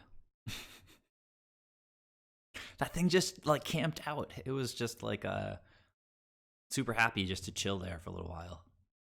It's possibly had like a whole bunch of like product in his hair or something, and the fly like was fighting for 2 minutes to get untangled. Okay, all right. So play the second Ether Vial.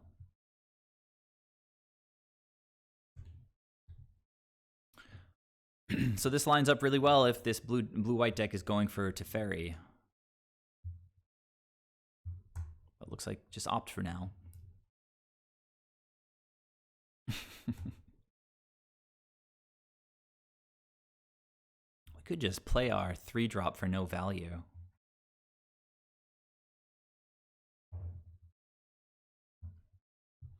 That seems a little bit bad.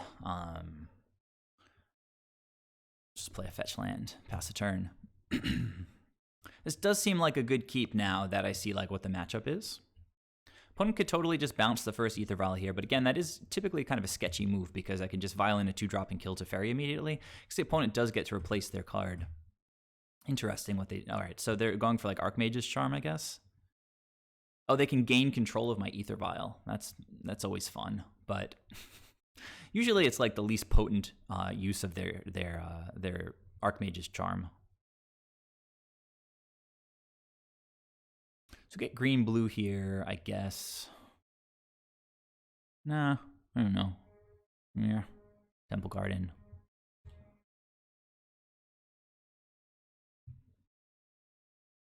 It's time for them to go for it. They're so excited. They're gonna take the Ether Vial.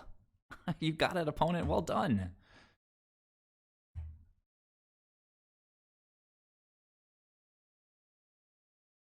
Oh, that is a good one.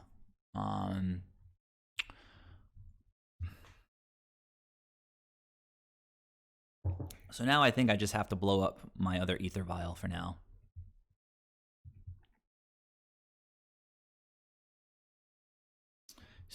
They could vial something in response, of course. Not a big deal though. Snap for no value seems okay to me.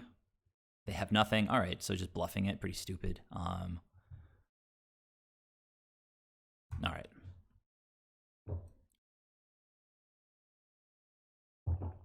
Is that Field of Ruin? Looking for that double, that second white mana. This is fine. Just go get blue, and then I can get green-white with this guy. Canopy Vista for no damage, although it doesn't look like it matters, so I guess I'll just get Temple Garden for now. They got another... what? They got another island, I guess. Oh, Temple Garden was pieced out, so I guess I do want to get Canopy Vista here.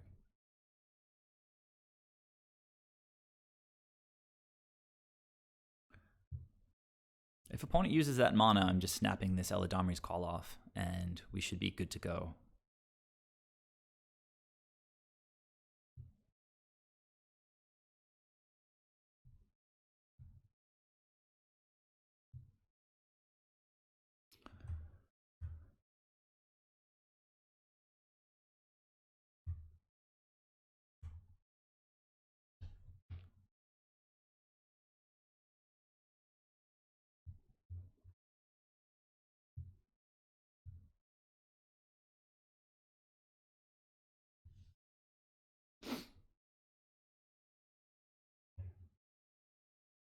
Okay, let's see what they do with it.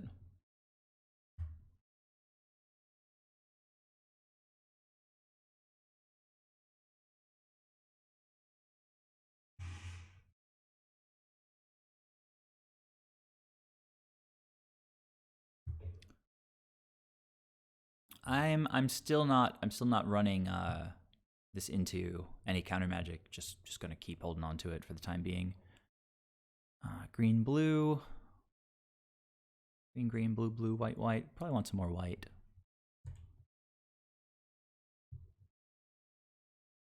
Let the opponent do whatever they want to do, and then once they've tapped out, I can go for Eladamri's Call. That was a good draw.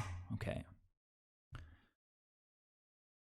Pretty close on time. I'm a little bit behind. I should play a tiny bit faster.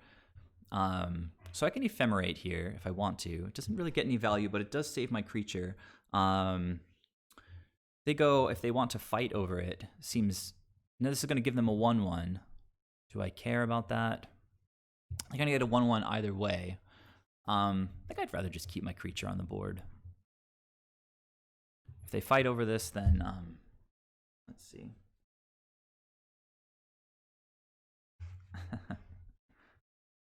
Okay, so they're forcing it, which is interesting. I think I'll just keep fighting. Oh, but then I have no more white left. They probably forced because they didn't have the mana for it, not because they have like an extra remand or something. So,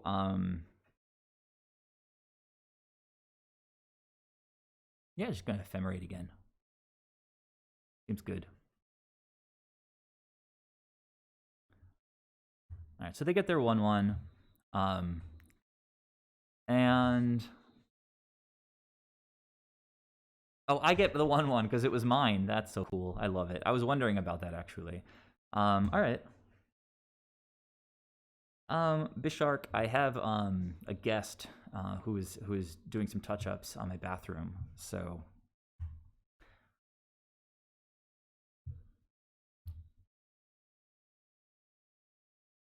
opponent sort of consistently low on mana. I think I am going to just vial in the Eternal Witness and just start beating down a little bit.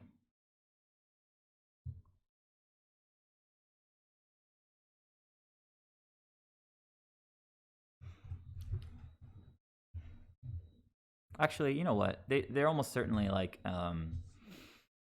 a a verdict deck, so no reason to run out the Eternal Witness yet. Oh.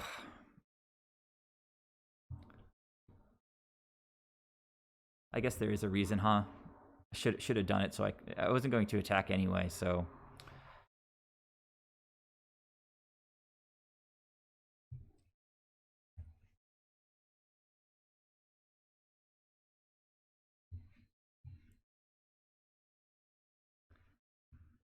Opponent very F6 right now.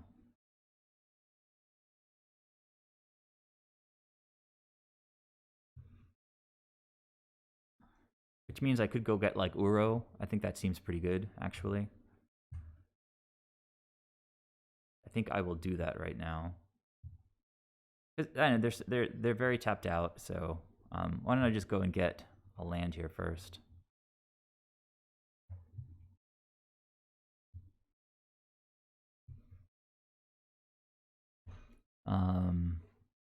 So yeah, I think I'm just going to get my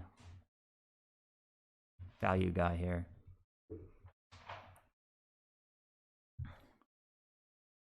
And Teferi's a good one there. So I could Ephemerate, but I don't really feel like it. Just going to pass the turn.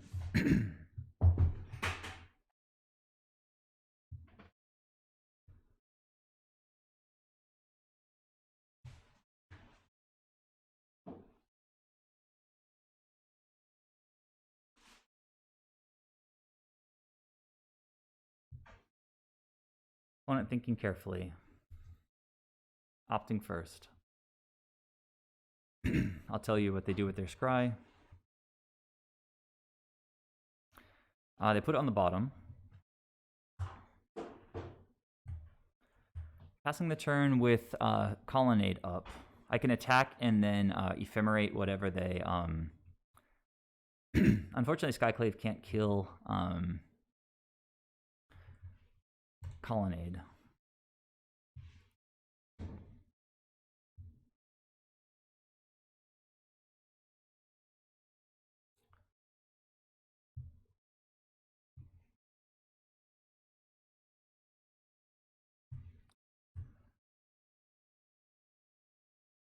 Maybe they think I'm forgetting about this. This opponent is playing way better with the clock.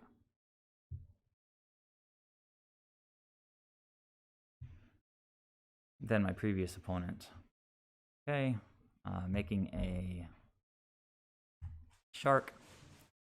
I'm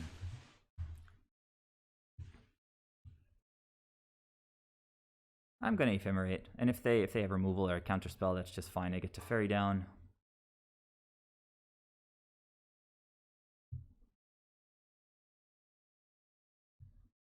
Okay, I've been countered.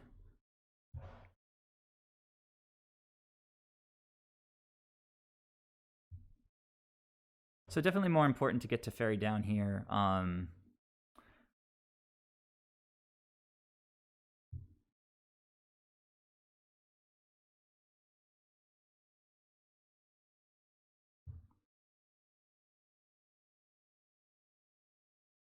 Don't really care about those things, so I just pass the turn, I guess, now.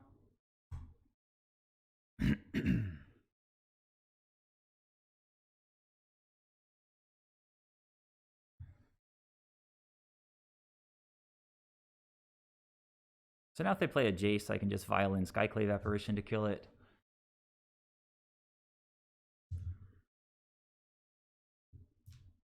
We've got Uro coming back. If this is a hardcast Typhoon, then Skyclave cannot hit it.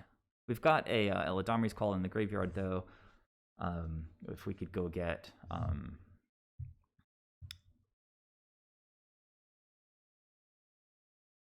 Deputy. Okay, here's a Jace. He's going to get to get one Brainstorm off, and then he's going to bite the dust.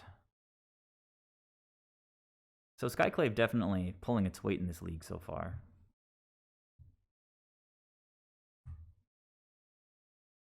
Okay, and we've got Teferi here, so the opponent can't really do anything for the time being. They can get a 4-4 eventually, though, but we've got a path for their 4-4. Okay.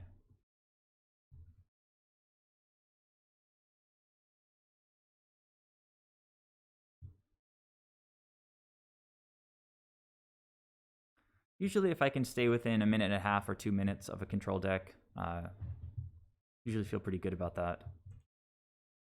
That was a good one. Let's pick this up. I can go and get like callback, which seems pretty nice. But I can just do that on the opponent's end step. Let's get our attacks in. I'm going to cast Uro.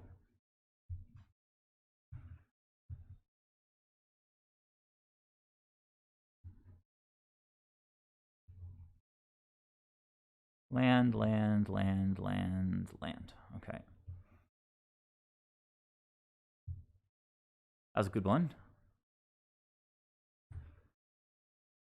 All right, and if they try to like path the Uro, we could always just Violin, Eternal Witness, and blink it if we feel like that's a good way to go. Teferi's going to get deputied after he gets his single activation, and he's putting this guy on top, huh? Or rather, putting it into okay, third from the top. So I don't think there's anything I can do about that. So.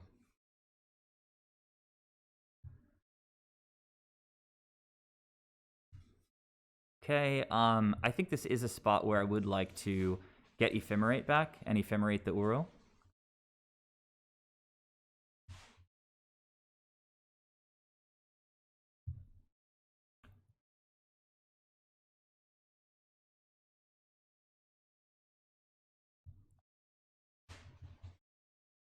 It is my only Uro, so getting it exiled is always a bummer.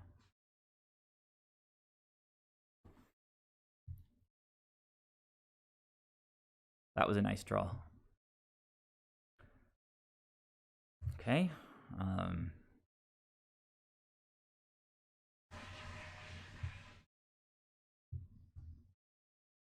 All right.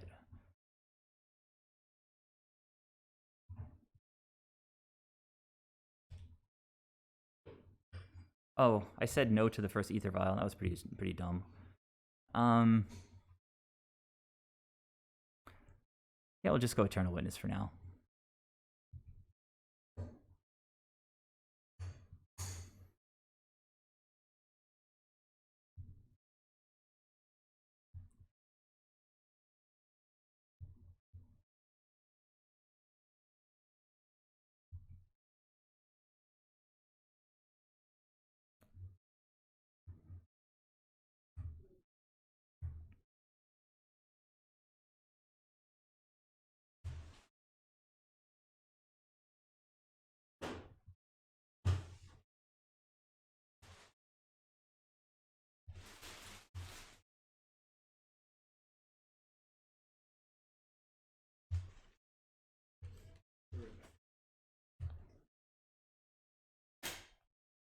I think I'm fine to just pass here.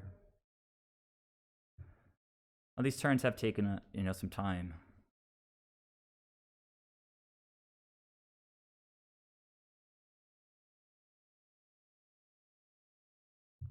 Okay, well, we know we can deal with that.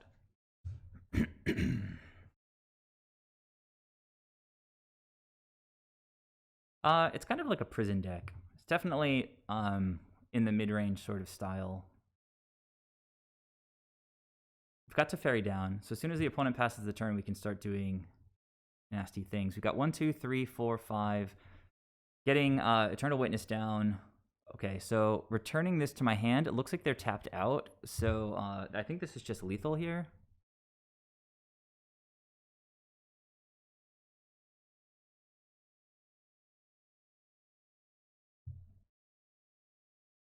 Okay.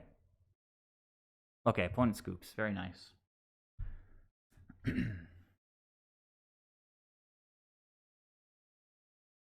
Opponent knew I had the Ewit in hand too, so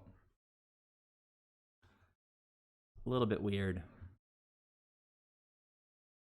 All right, so same plan, I guess. Just run it back.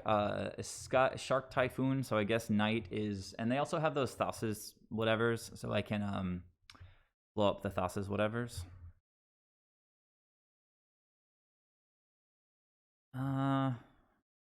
Mind sensor.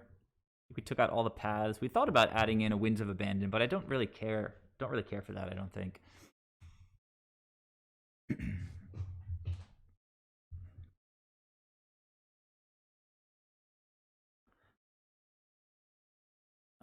Dude, I love the Skyclaves. They're like amazing. Super good. There's not too many creatures that were like. I think I can afford. It's a long game, so I can afford to cut like an Eladamri's Call. Against non-aggressive decks, Watcher is always very good. Maybe I can trim 2 Eladamri's Calls. It's just like I don't really need it, you know? It's like it is extra copies of creatures, and it's a nice thing to recur with Eternal Witness. But much more important just to have the bodies themselves. Oh yeah, cut Stonehorn. Heads up. Very nice. Cut Stonehorn.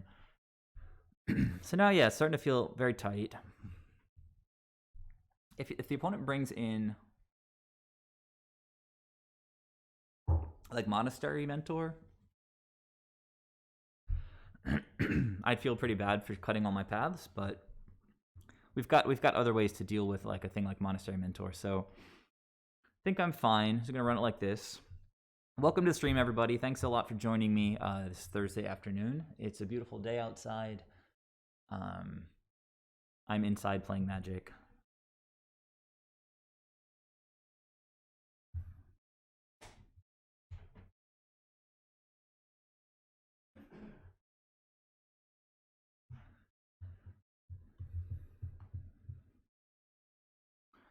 Okay, as we've seen, this is going to be a keep.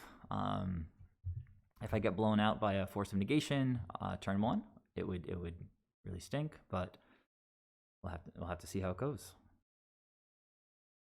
Got my own Force of Negation for like a turn 3 to Fairy. I'm thinking really hard here. They've got the Force. Oh, they don't. All right, so we're sort of off to the races here.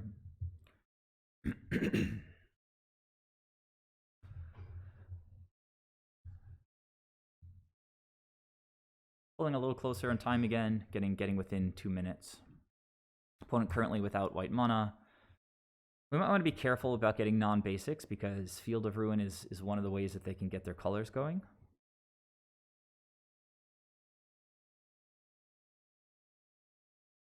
Well, glad to hear it, White Fangs. Nothing I can do here except hope to draw land next turn, so I'll pass the turn and get ready to force something. Probably to Fairy. Okay, nothing for the opponent, so I think I'll just go ahead now. They have their white mana. I do want to get like a breeding pool. Actually, I want to draw lands more than anything, so I think I'll save. I'll hold off on the fetching for now. 2 drops are pretty sick at this point. If I can use my Ether Vial.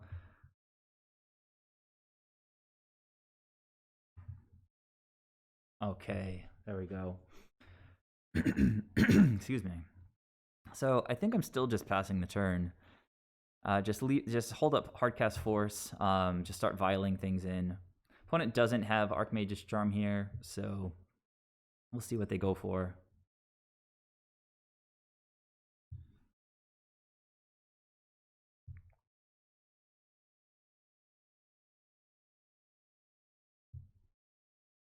Something like Aven Mind Sensor would kind of blow us out here, but if they do it now, we can of course just respond while it's on the stack.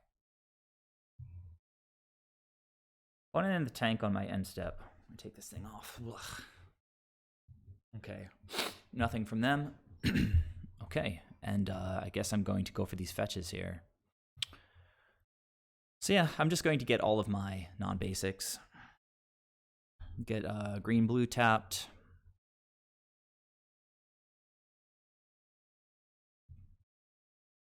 And I guess I'll get like a blue-white tapped.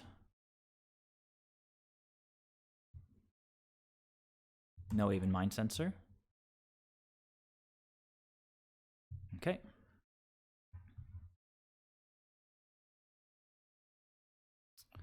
You gonna try to bounce this with Cryptic? I'm gonna force it, blow them out. They could have their own force, which would actually... Oh, got him.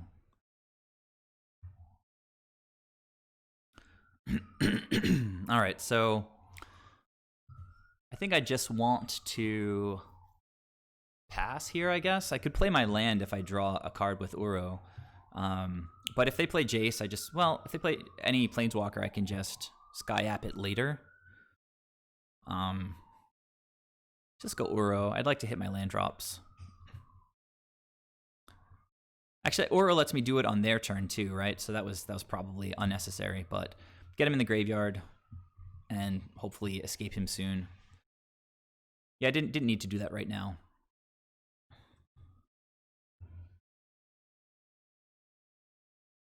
Okay, so they bounce the Ether Vial.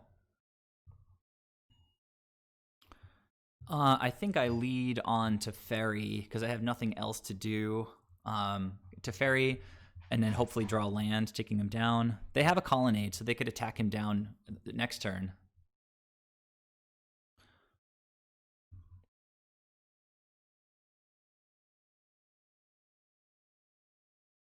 Okay, well, 2 Ether Vials. Kind of weird here, going a little bit sideways. We're not going to get to Thassa for a while, so I'll pitch Thassa. It also gets us closer to escaping Uro. Excuse me.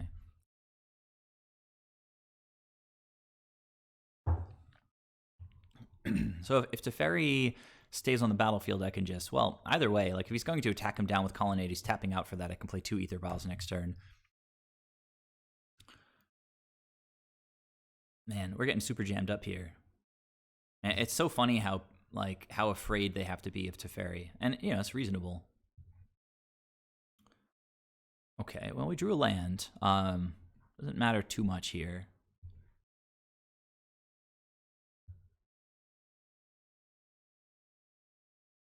I think just getting 1 Ether Vial down is fine.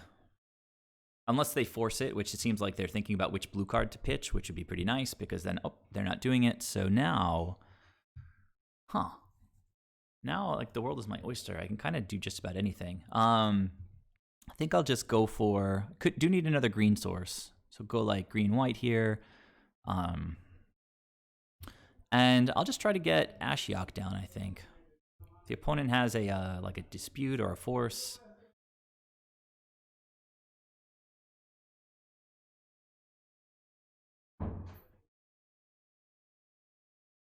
I can probably mill myself once, but don't really need to. I already have Uro in there. I've got enough cards to escape him. I'm just going to get rid of... I'm just going to start milling the opponent.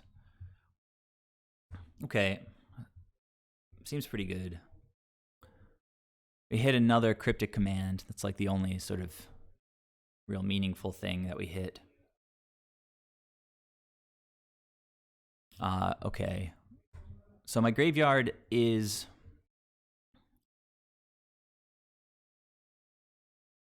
All right, well, we can just... we can boop Jace with Skyclave.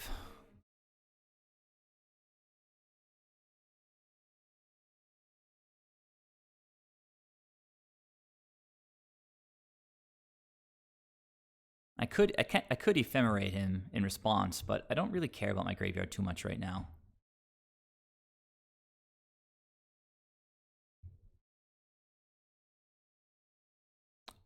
Oh, what's going on? Oh, there we go. Oh, hold on. Skyclave. Oh, see, that's why. I guess you wait to ephemerate, right? So they get a 4/4 back, which is good, but we get to blow up the wheel or whatever. Opponent thinking now if they want to force. Do they have force plus blue card? Not even sure that's awesome. That awesome for them. Deputy can come and clean up the 4/4.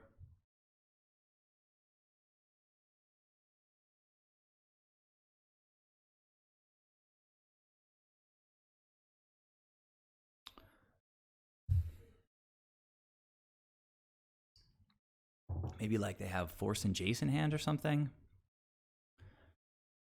Kind of good for me here if they force pitching whatever blue card they have. They didn't do it. Okay.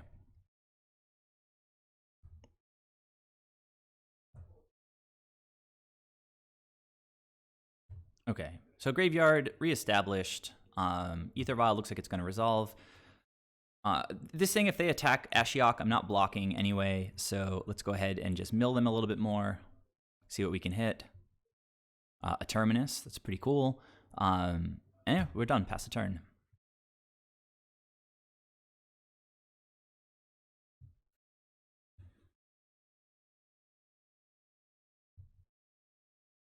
We can escape Uro next turn.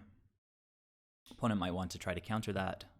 They seem to be thinking pretty hard about Force last turn. Colonnade. Oh, they're just going for the beatdown here. Seems okay for the time being, but they're both going face. Super interesting. I think I can afford to just take it for now. Gonna gain some life with Uro. I don't think I actually want to cast Ephemerate here. Actually, I guess I do. I do, just to get it in the graveyard, and then I can deputy their stuff. It doesn't really matter. Can't do anything. We'll say okay.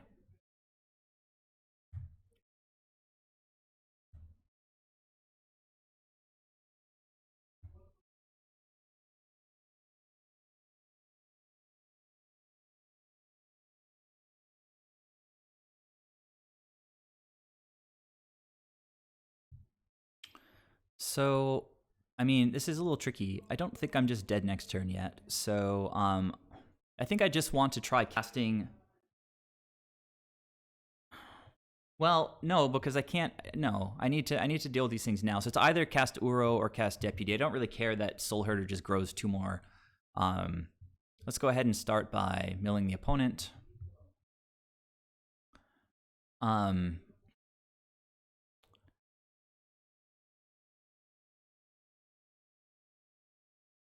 And next turn I can vial in. I can cast Soulherder and then vial in Deputy.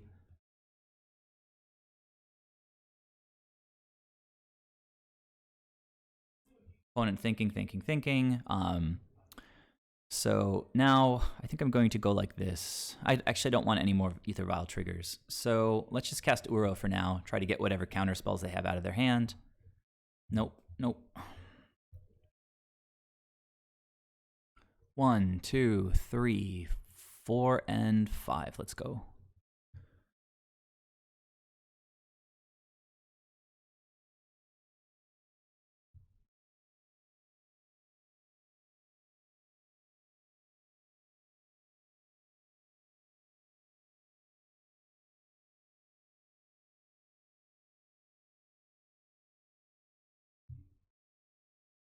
Okay.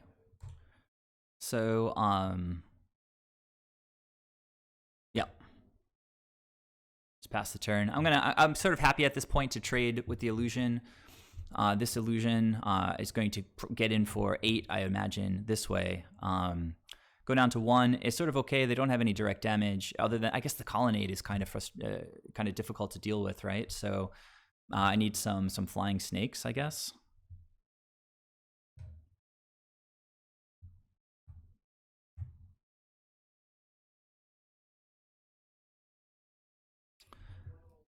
Actually, maybe I block the 4, since I'm going to get rid of the tokens anyway.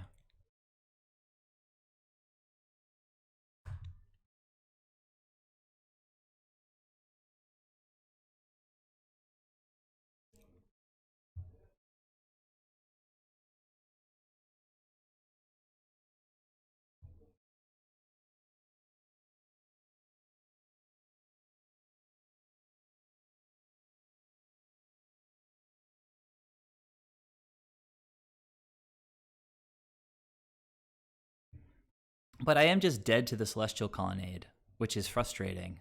I don't know that I have an out here except like casting Uro to gain life, but I can't do that. Oh, I can fill up my graveyard, I think, right?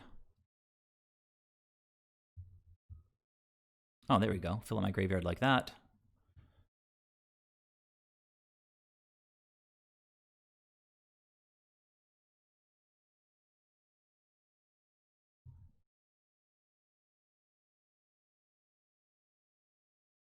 I don't think I can afford to be cheeky with Soulherder here. So I'm going to have 6 lands, so I could.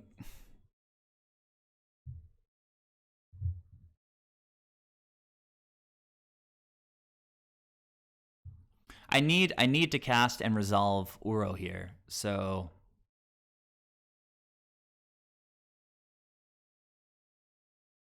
No, I didn't have 3 counters on the vial, so let's mill myself.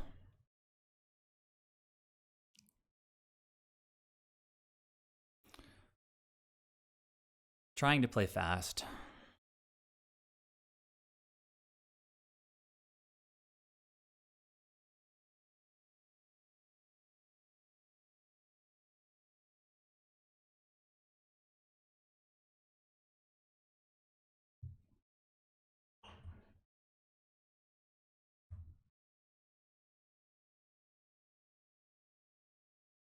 All right, so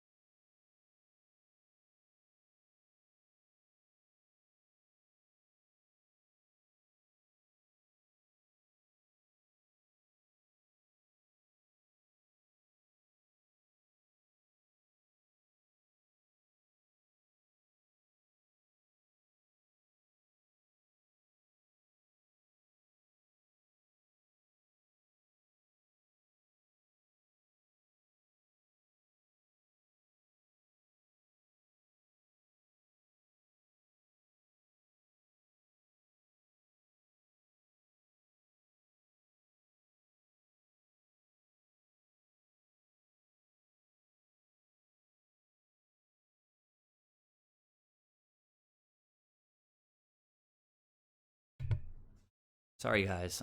This is getting a little bit complicated. I'm trying to figure out how I can get around this stuff now. So I don't know that I have. Let me cast this now and see like what I've got in my deck to work with. Could just draw a card. It goes on the top. I draw it. I play it. I gain 3 life, but I'm still dead to Celestial Colonnade. I know I'm muted. I was just speaking to the person who was here.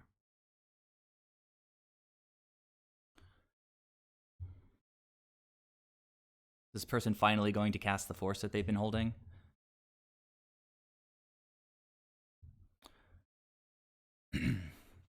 Nothing comes to mind off the top of my head like what I could get to deal with the colonnade, but maybe we could find something.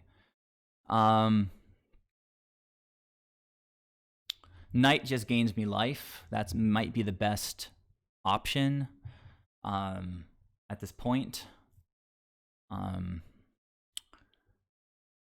So I'll go get Knight, I guess. Can't really think of anything else.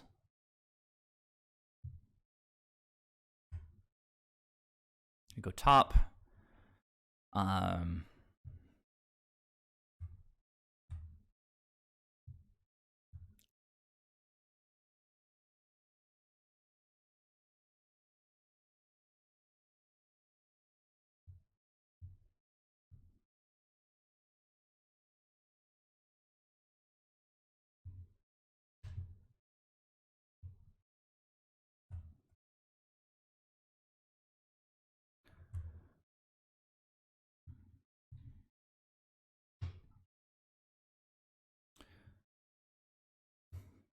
If they crack these things now, they can't search because of Ashiok.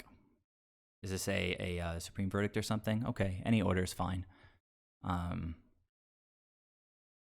Stop with this stack. Like, I don't know what's going on with my... Nice. I knew that was coming, I guess, right?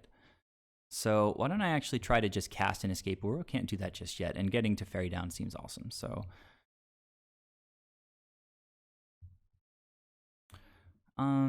yeah, we'll just draw a card. Actually, should have done that a little bit differently, but whatever. I need to play fast.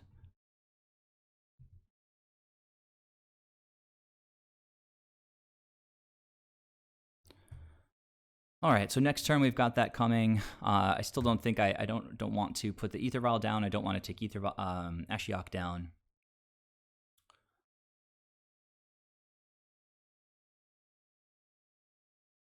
Opponent taps down to play a. I mean, Celestial Colonnade is back on the menu now as a win condition.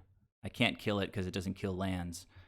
I'd actually just vial in my Skyclave now just to start like my own clock, I guess. Oh, I'm sorry. What just happened? They took control of my Ether Vial. Can't blow that thing up, but I can blow this thing up. The Ether Vial, that is, and get a token, which I can surprise the opponent about, I guess. Oh, I can't vial it in. I'm not even paying attention, guys. I'm like all over the place. So stupid. I don't even know like what I'm doing right now.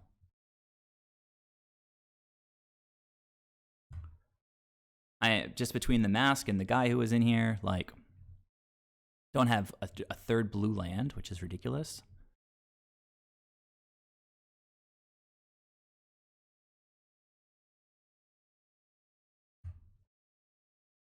There's my blue, I guess.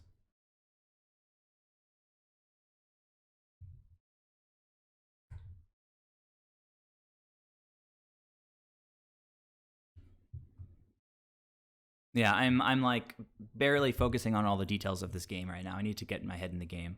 Probably should have just cast the Skyclave. Definitely should have cast the Ether Vial. Not really sure what I'm doing.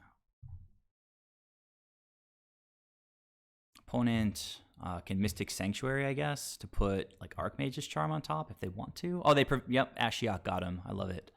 Opponent says blah. I agree. Get wrecked.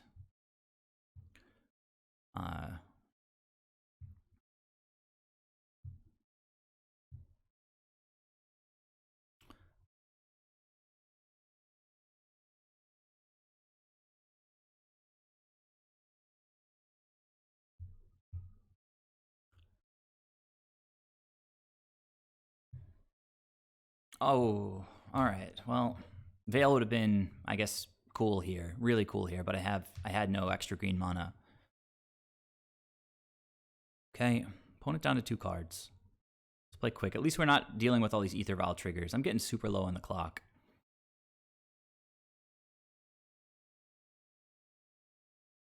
We can cast Uro and then like Veil if they try to counter it.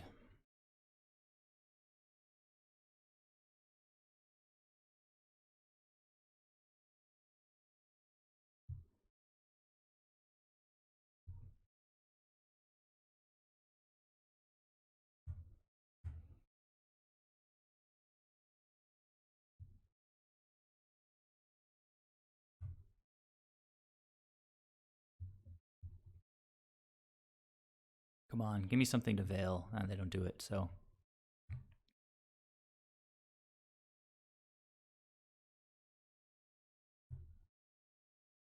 So I'm going to flash in Mind Sensor. I'm going to play this Ether Vial, even though it has a bunch of triggers. I'm going to get rid of the opponent's graveyard.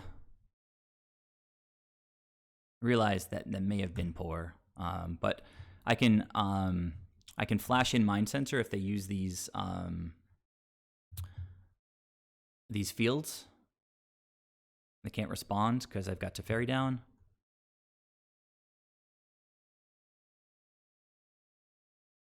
We could be able to get Teferi out if we could kill Teferi if they don't deal with our creatures.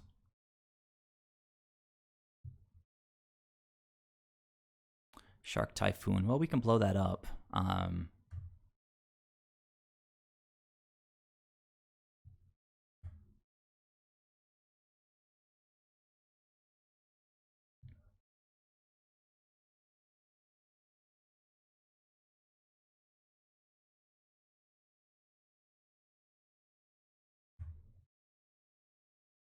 Opponent can't do anything.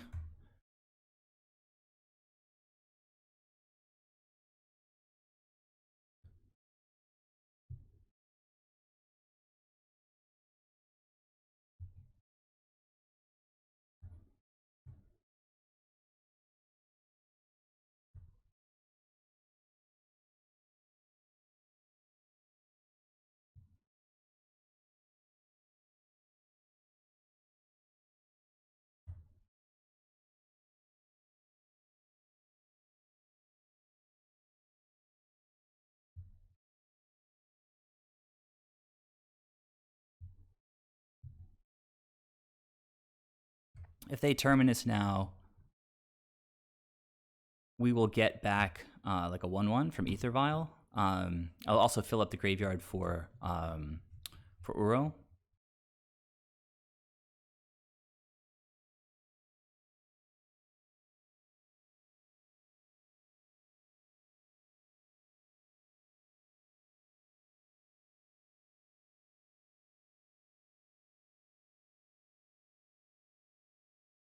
They have enough mana to activate Colonnade, so we have to be careful with that.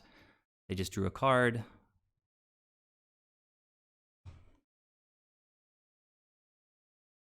Field of Ruining, they're not going to be... Oh, they were able to search. I'm able to search. Fair enough. Almost escaping Uro. I just need one more card in the graveyard. Now they cannot activate Celestial Colonnade.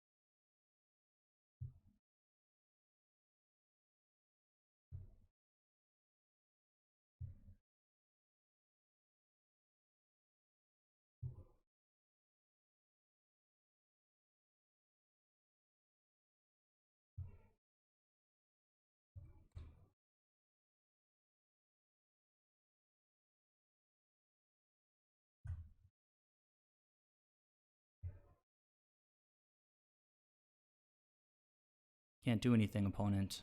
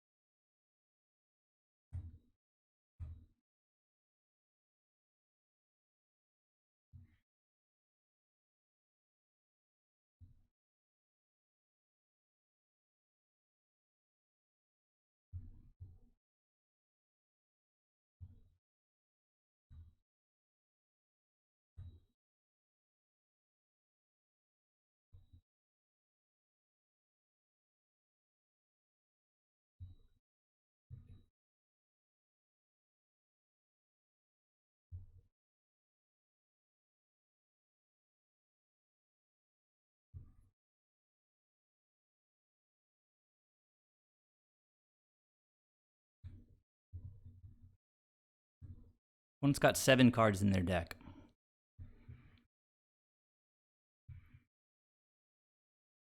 Six cards in their deck.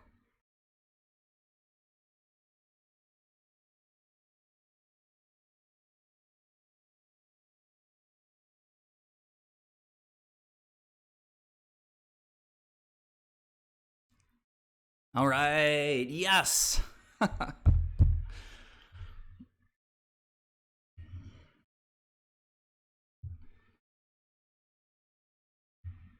Ridiculous match. Ridiculous match. Ashiok. Ashiok's so good. All right, give me a second.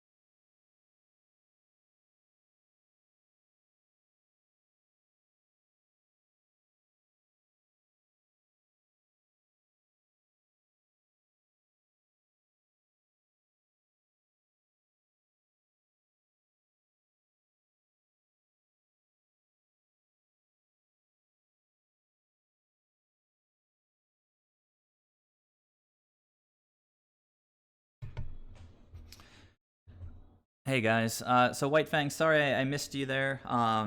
If you're still here, thanks a lot for joining today. I really appreciate it. So I'm sorry, Cactus, are you asking me how are you going? I gotta catch up with all the things you guys are saying.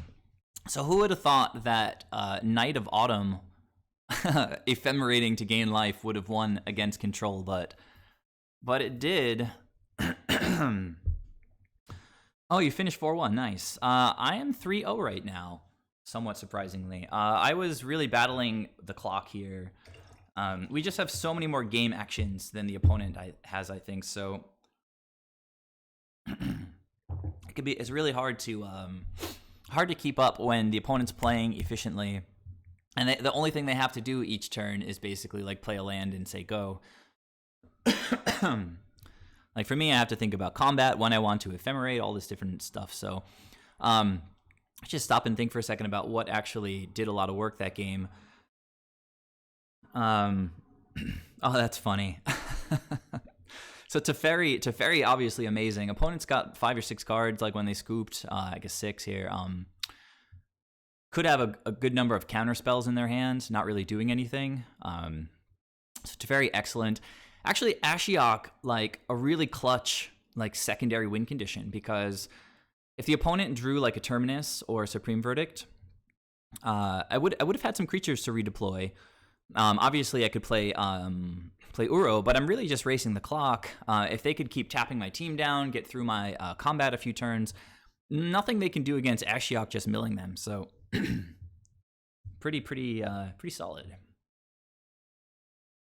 So both of the Planeswalkers excellent here. Knight of Autumn for the win, actually. We were dead to Celestial Colonnade if I didn't have Knight of Autumn in hand. So gained 8 life immediately with Soulherder. And then, yeah, I mean, we got up even higher than this at one point. We got down as low as 3 life. I could have gone down to 1 life, but I decided to block a 4-4 instead of a 2-2. So yeah, Skyclave, I think it killed a Jace. These have been some epic games. Like, that game probably lasted a half an hour or more. Because he had a 4-4 and a 2-2, which meant that I killed the son of the Wheel of Sun and Moon or whatever. And I guess a Jace. So Skyclave definitely pulling its weight against Control.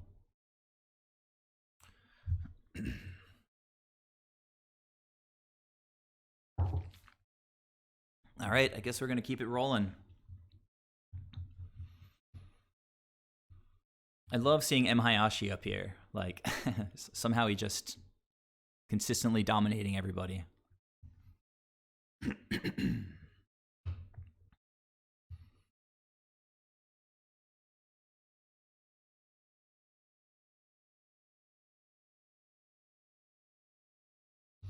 So how is everybody in stream doing?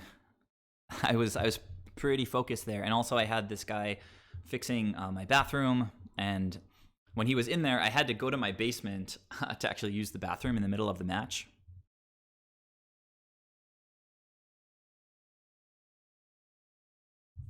I think we've won every die roll so far this league, and we've tended to have Ether Vial hands.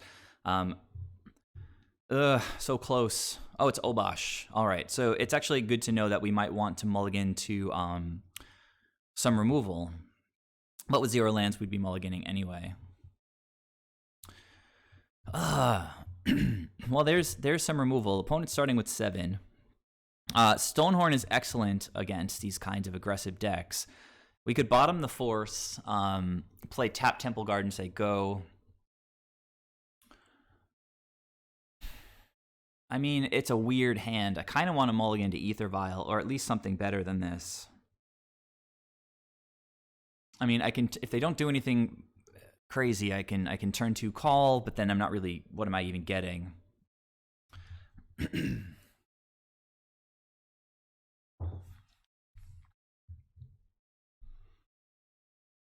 gonna mulligan. Okay. I like all the lands, but I might not have the luxury of keeping all the lands. I think I'm going to keep like this probably.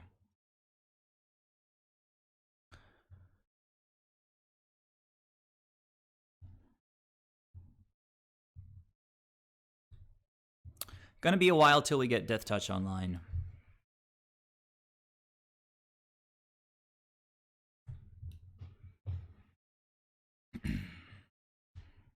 Definitely have to get a white land with Windswept Heath, so it's going to be like a Temple Garden.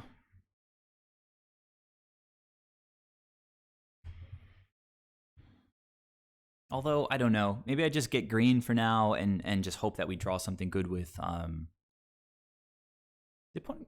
Let's see what they're doing. Okay, tapped land.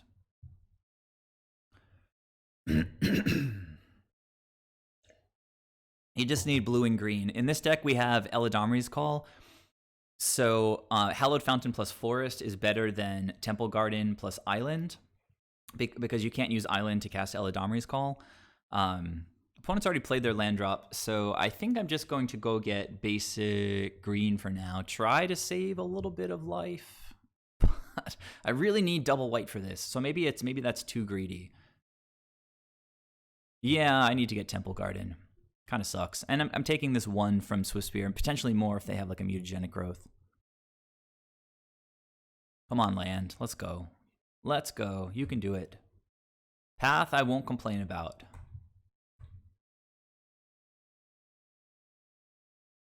Okie dokie. It's hitting my life total pretty hard. But that's the plan.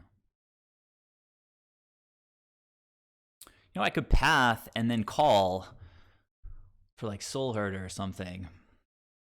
Maybe that's actually better.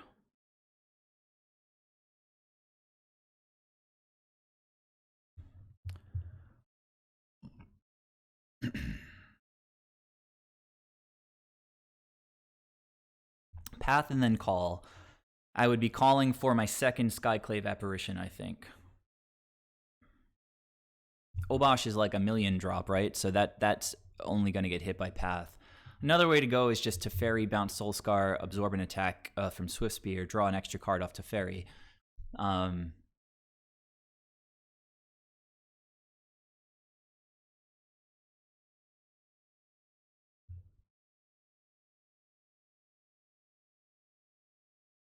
I don't know, guys. I think I'll just get the Skyclave down now. It's a tough call. Get it? Call.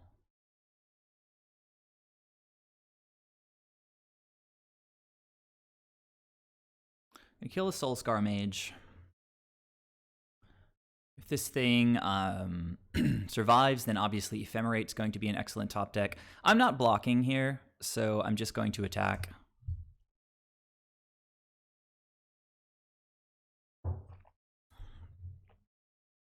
We've got a path for this thing. 3 mana for Magus of the Moon. Awesome. Delicious. So now we need basic planes off the top. Canopy Vista. Awesome. So I guess I just keep getting it in the air. Fucking Magus of the Moon.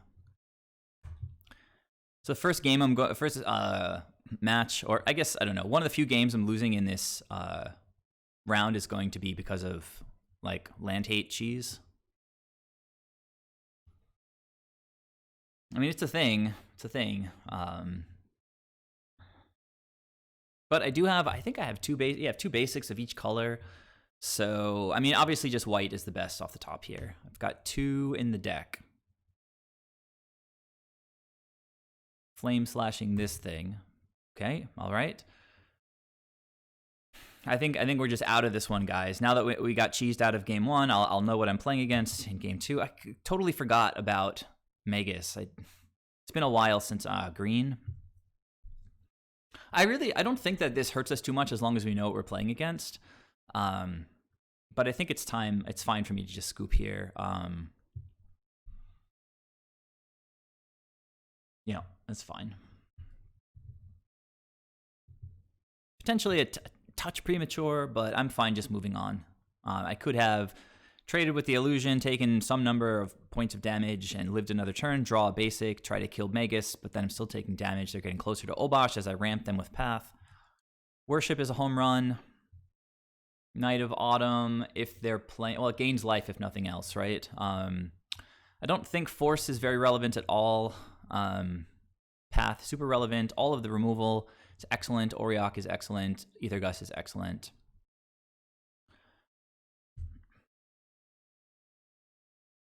Now, there's this, like, these usually I think they play green, too, for Arbor Elf, but these red decks with Obosh, and yeah, it was kind of like a branch of Ponza for a little while. It's just like a much more aggressive version where they were playing Magus of the Moon and Blood Moon.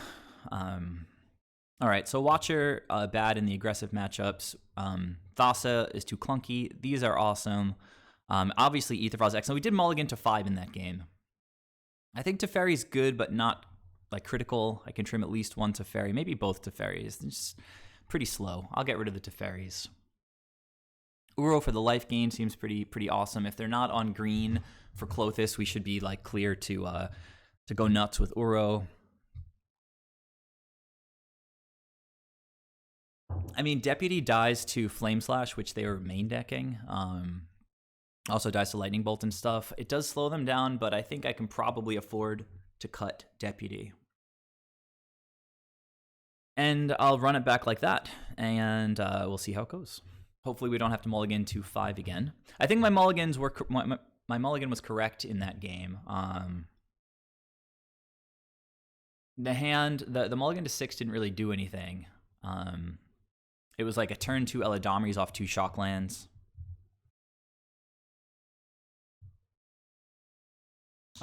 And remember that Aether Vial plays extremely neatly around Magus of the Moon. So we're going to keep, we're going to get white mana, and we're going to play our Aether Vials, and we're going to win.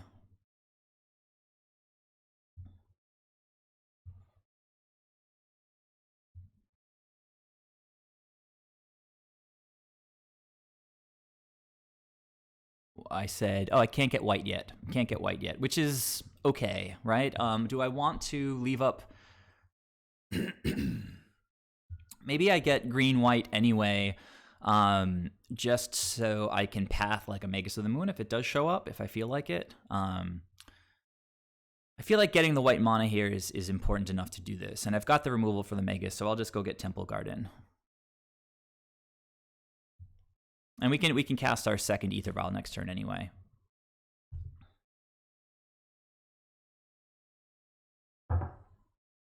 Opponent's like, Aether Vial, what? What a cheesy card.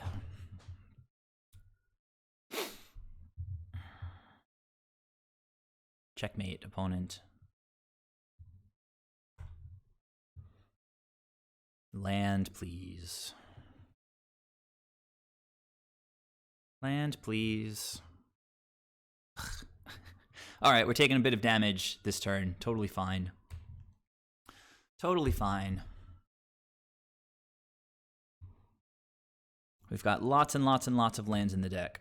I think this guy like only lets them play like odd spells or something. Yeah, odd CMC. Sounds like an old rap group. Odd CMC. All right, well, we're getting there, ladies and gentlemen. I think it's worth just vialing in main phase to play a land if I find it.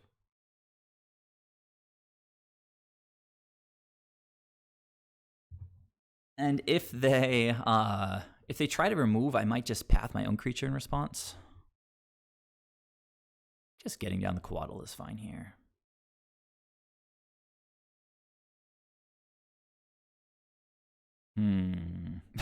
Okay. All right. So that's how it's going to be, deck, huh?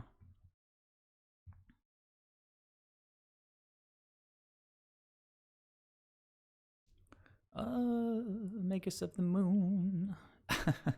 Well, we do have Knight in the deck, right? So not the worst thing in the world. Let's just pop this guy right now.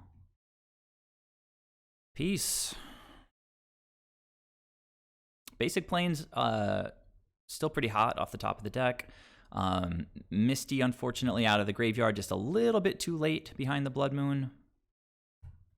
But yes, Cantrip for days. I might just keep these both on 2, right?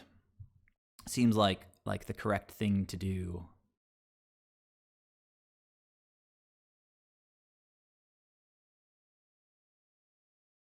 I mean, so I'm just gonna violin some stuff.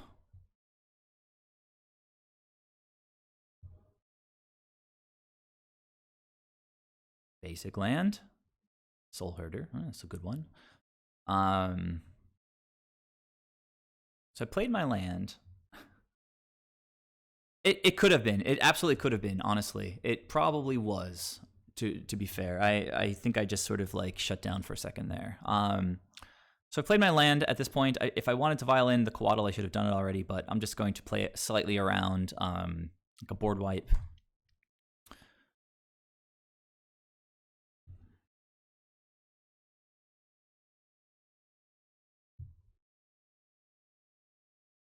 Opponent with the tappy taps, the untappy taps. No, I think I actually said I might want to path my own dude. They put Obosh in their hand. Pretty scary stuff. Go, Gadget, Ice Fan Coatl. Basic Plains, FTW. Okay.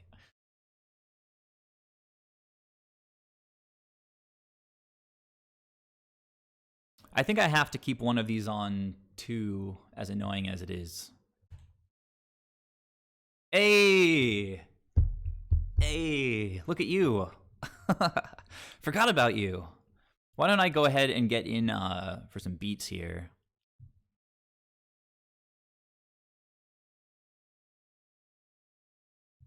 You know what? I just gotta pass to the opponent's turn, make him think that this is like kind of screwing me.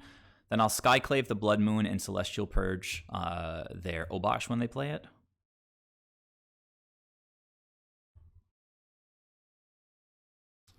All right, opponent, your turn. Play that Obosh.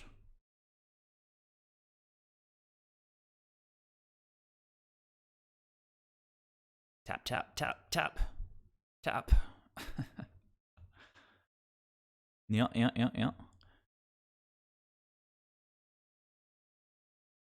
Fair enough. It's a pretty good card. Not as good as my Spooky Ghost, though. My Spooky Ghost.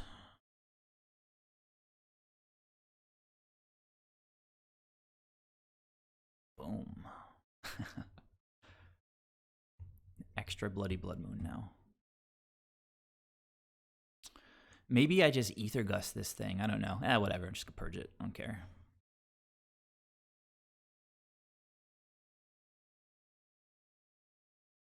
Lava darting my face to deal the damage. Fair enough. Okay. And they might want to lava dart something else with Obosh still on the battlefield. That works. That is just going to my face again. But Obosh out of the picture, and we're going to untap with Gust. So, actually, I think I might just tick both of these up now, guys. I don't know. Well, not tick them both up, but get them both to 3 at this point. Basics.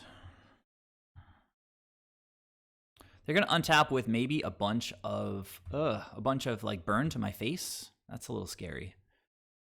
But I can gust like at least one of their burn spells, slow their roll. This is definitely a moment for Soulherder.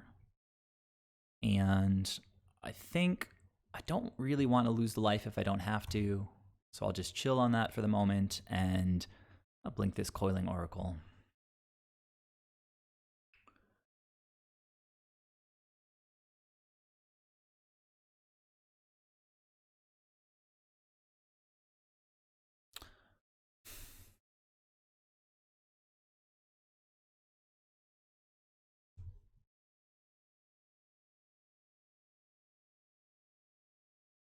Okay.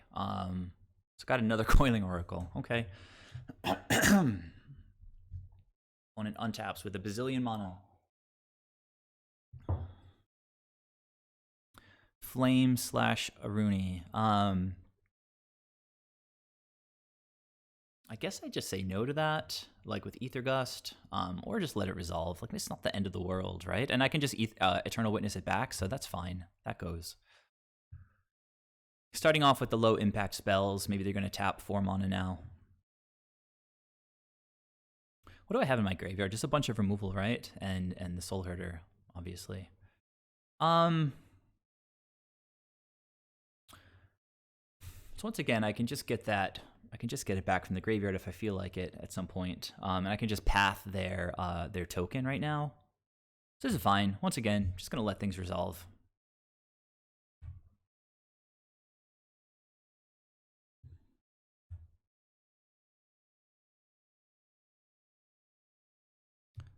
Okay, I'll path that.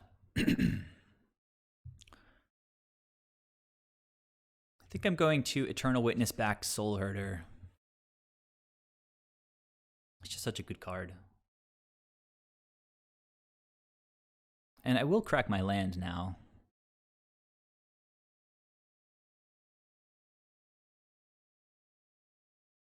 Or maybe not. I don't know. Maybe not. What's happening here? Cycling. Okay.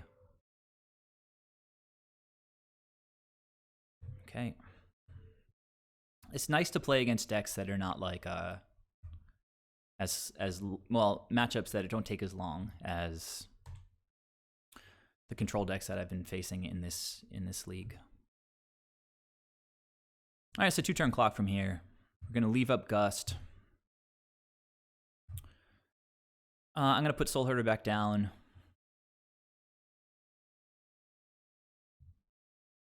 And we will just blink the Coiling Oracle again. Although, you know what? Maybe it's time to... what's happening? Okay, well, all the burn is going to my creatures, which... totally okay at this point.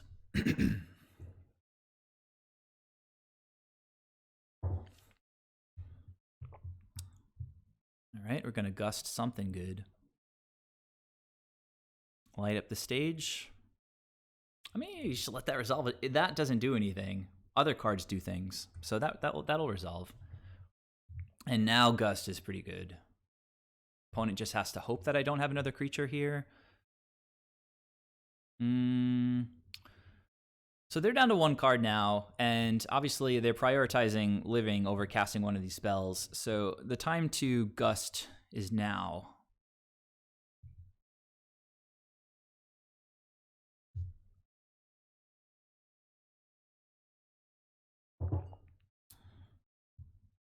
They put it on the bottom, and they have a lava dart. Okay, all right.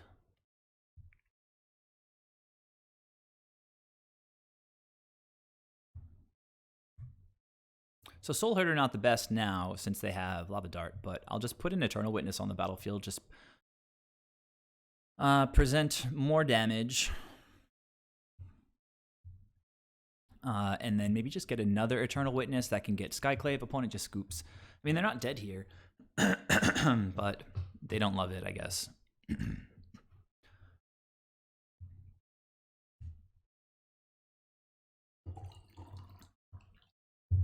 So Ether Vial, obviously pretty awesome in the matchup.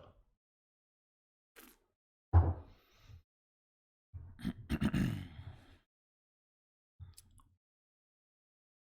think our sideboarding decisions were pretty good.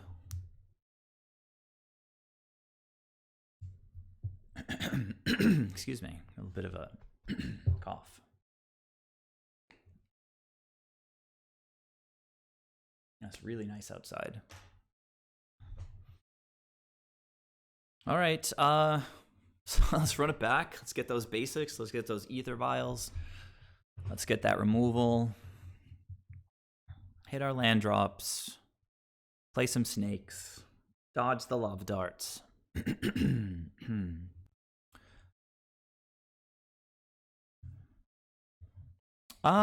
This looks like we could probably make it work. We could probably make it work. Opponent starting with 7. All of our creatures died to Lava Dart, which is unfortunate, but what are you going to do? Okay, let's get those basics. Nice. We're going to go green, and then we're going to... It kind of hurts, because I want to get basic white with this. Then I can't cast my snake on turn 2. So why don't... I'm going to play this now and get green. And then I'll play my Windswept Heath next turn. And if they go for like a moon, then I have to probably just get white, I guess. Super slow here.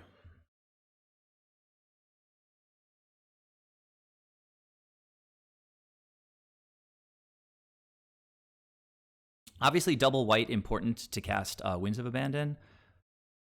That's another thing we can do with white. And then if white...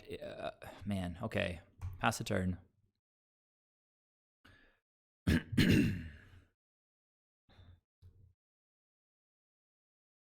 Okay. This is interesting.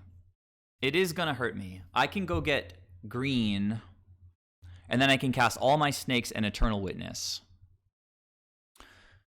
Then I'm kind of hoping that I draw...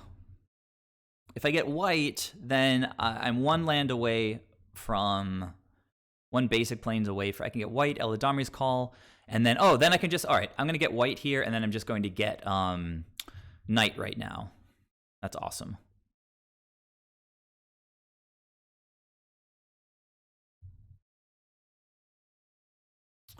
Getting back land doesn't do anything because it's just... it's a mountain right now. We go and get Knight of Autumn, and then the opponent feels a little silly.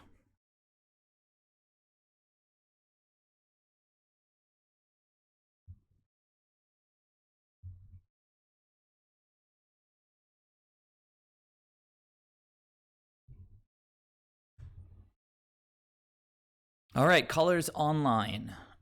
We've got double white here, as long as we don't get mooned again.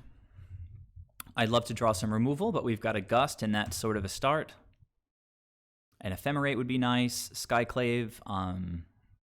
Skyclave is a good one. So now, actually, a double green for Eternal Witness would be... Opponent says he likes that play, and I say thank you. That's a very nice compliment. I think I should play this untapped, play Coatl, and then Gust whatever they play. But I think they didn't hit a land drop there.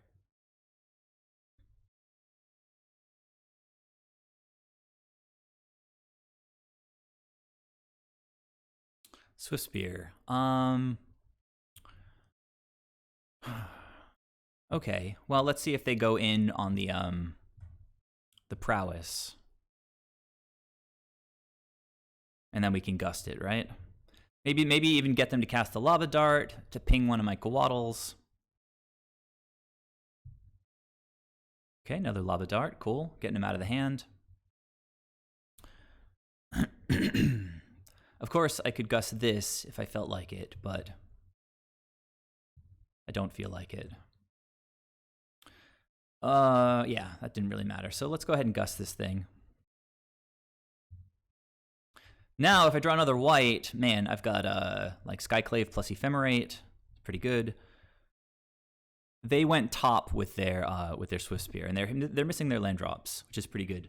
So Eladamri's Call seems pretty bomb. They've got and they can't sack lands really with these Lava Darts. It just seems like terrible for them. So now I can go like Coatl plus Ephemerate, make them like use both if they want to do that. We've actually got Death Touch right now.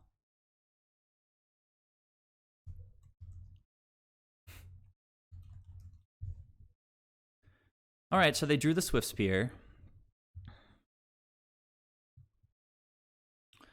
Would really love another green source at some point. So let's see if they sack one of their lands. That would be bold. Okay, so they're not doing that yet. They're trying to stomp. I am going to attempt to Ephemerate here. They might sack one of their lands, but they might not because they only have 3 lands. Feel like they might have to here. Okay. Now we've got Skyclave. We're going to take a little bit of damage from this Swiftspear. But then we're just going to kill it with Skyclave.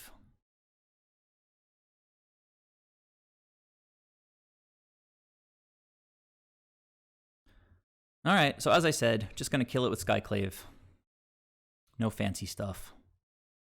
I could get fancy and play a snake, but they've got the lava dart, so whatever. Like, let's just get rid of their stupid creature.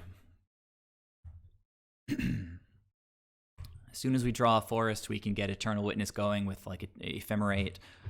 Feel quite good in this spot, but sort of hinges on the opponent continuing to not draw lands.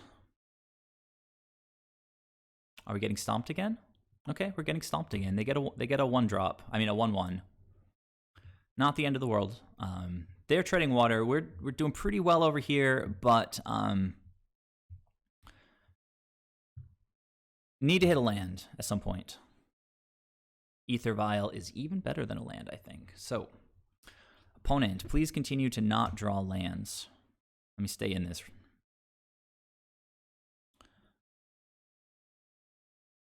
No lands?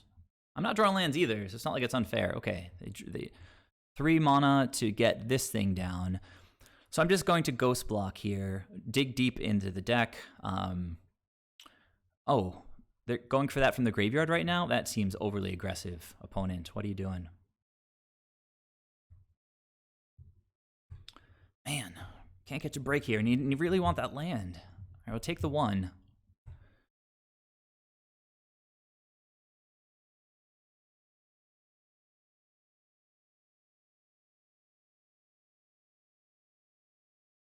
Yeah, let's cast this. Land. Path. Okay, all right. There we are, ladies and gentlemen. It's another basic forest. Not messing around here.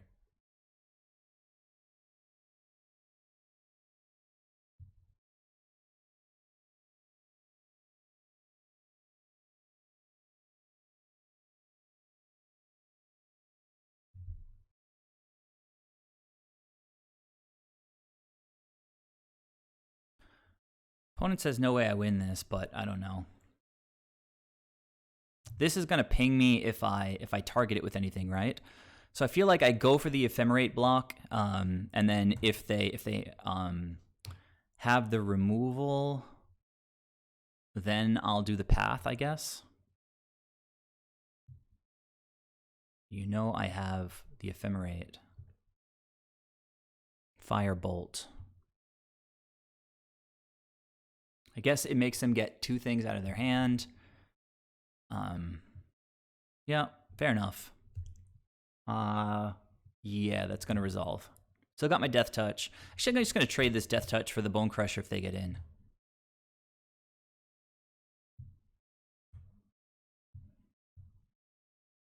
They're not getting in. I'm gonna, I don't really want to give them lands with Path, so I'm just going to keep taking 1 for the time being. I can get like Uro and start gaining some life, or just Knight. Knight seems good. I already have Knight. I just need to get it with But okay, more removal. We can start by vialing in this thing.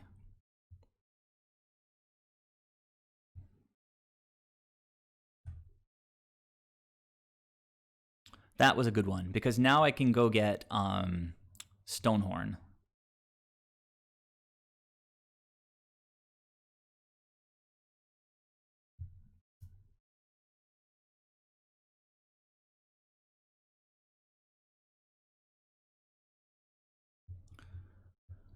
And we'll be taking this up to 3 next turn. We can get Soulherder down, and actually we can just wind next turn, so unless we get triple bolted, we should be okay.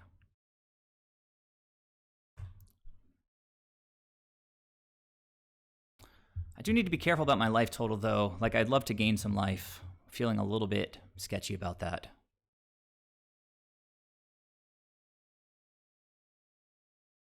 Shattering Spree. Well, okay. It's rough, but it's not the worst card for us to encounter here. So I think I just take this. Oh, I think I want to go. I think I want to gain some life here. Just going to get Uro and make it that much harder for the opponent to dig out of this hole.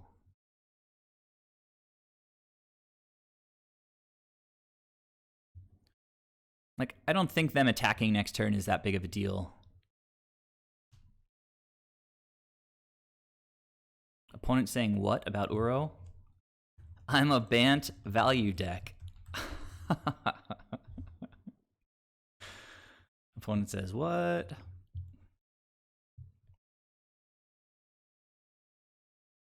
Looks fun as hell. I can give you the Discord link if you're interested. It is fun as hell.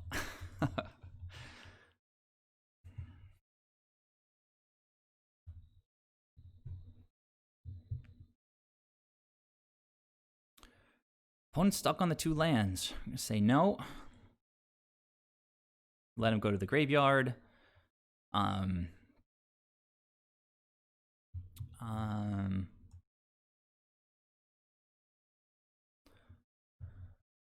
So, do I use the opportunity to get this down, or do I just leave up path?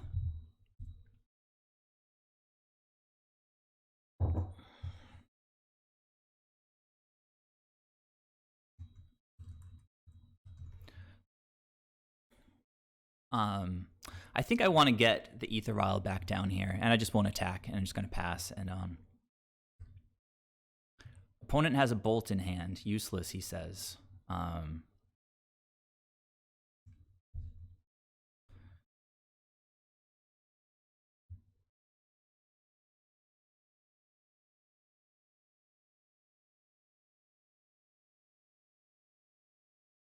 Okay, Lava Darting. I'm going to escape Uro.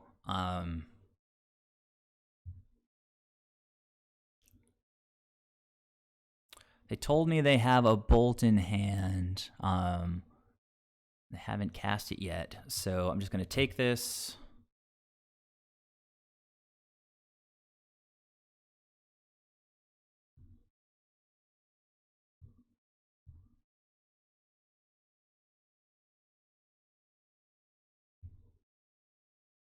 Yeah, mind games. I know, mind games for sure. Although I think that they're, definitely behind the 8 ball.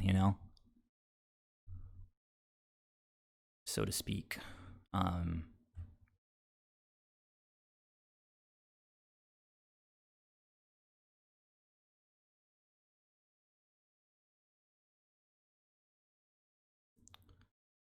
that might have been a little silly.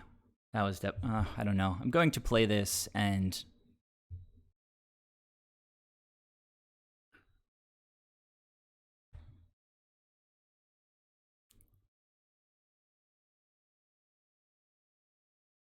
All right.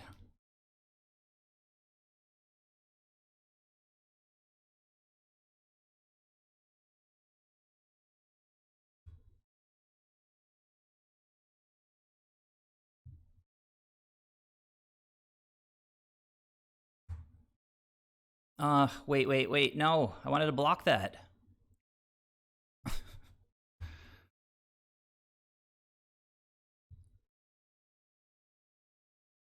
Gotta tighten this up, guys. They keep sacking the lands.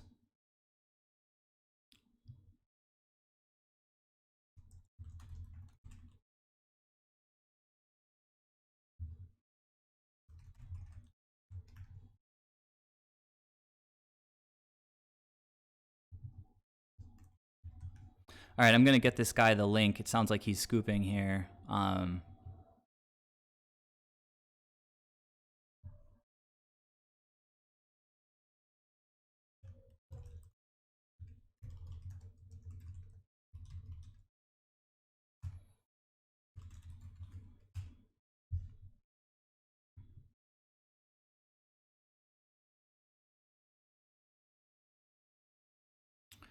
Don't know why I just took that 1 damage. I took it before because I knew he had a Bolt in hand and I didn't want Stonehorn to die to Bolt, but then I had no excuse for not blocking the illusion. Yeah, I tell all my opponents, of course MTGO won't let you copy it. You can click it to highlight it, then Control+C, then Control-V it somewhere. It'll have my username and the time from the comment, but you can just delete that stuff.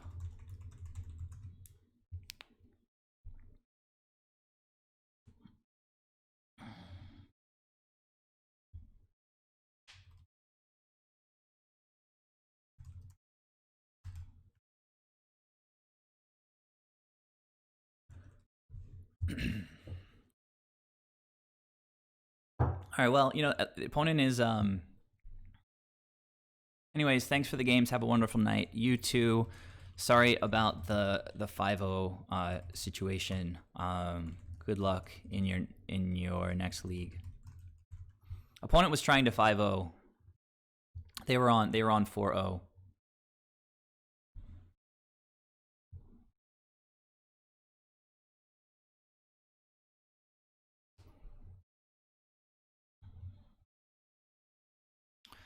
All right, guys.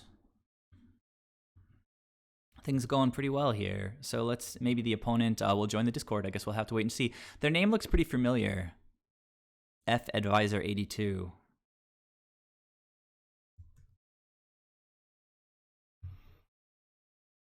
Let's see if they hopped in here. Oh, that's 2 minutes ago. Stickball Russ. Let's see if Stickball Russ is the person.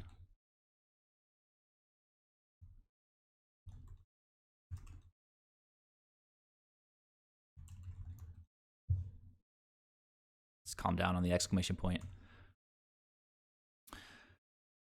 All right, cool. We are 4-0 so far. Very nice. But I just saw that somebody joined like 2 minutes ago. So odds are that's the person.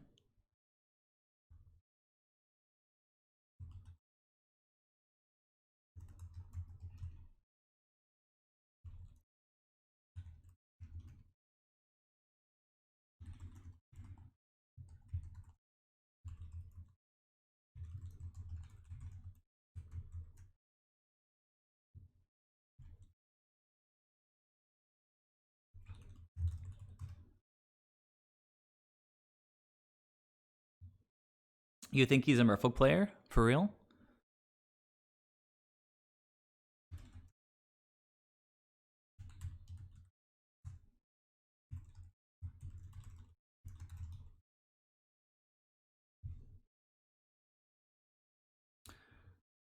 So, Bishark, you always see his comments on Nikachu stuff?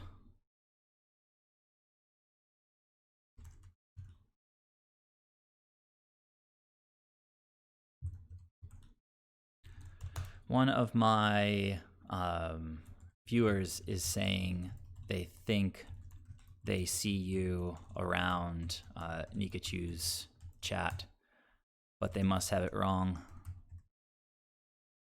unless you watch Nikachu.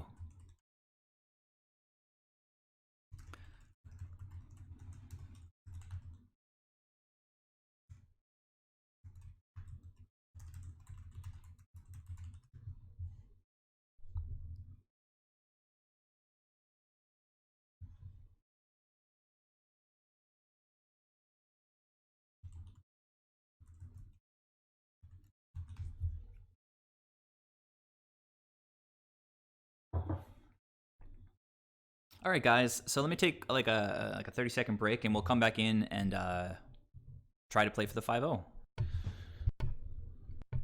Come on.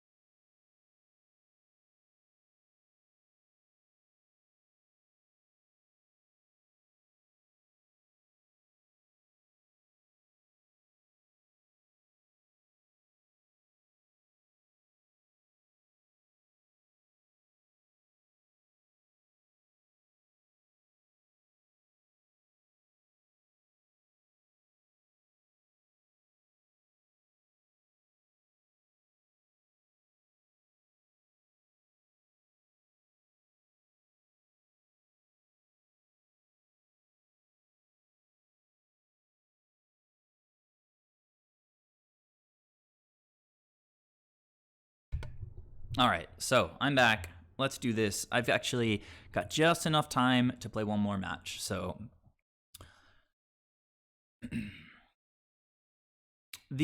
so one of the changes that I made in the deck for this league was taking out Venser for the second Skyclave, and I think the matchups and the results have sort of spoken for themselves.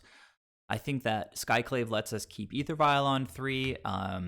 It's just going to just blow up so much stuff.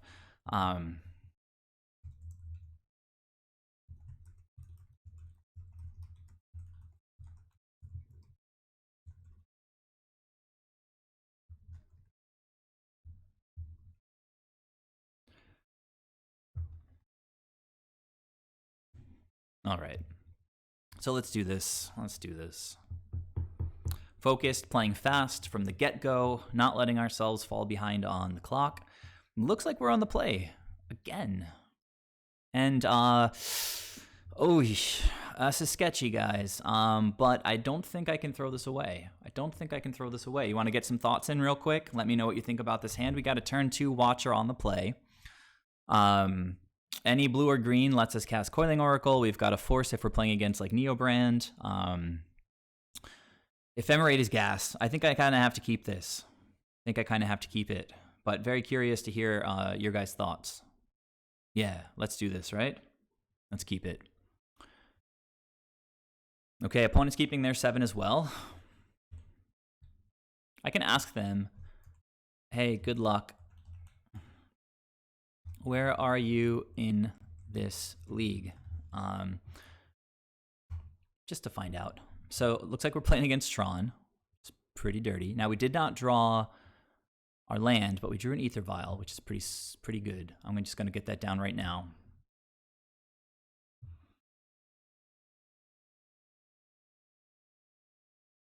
So I'm saving this Force for something potent. I'm just going to let all this little stuff resolve.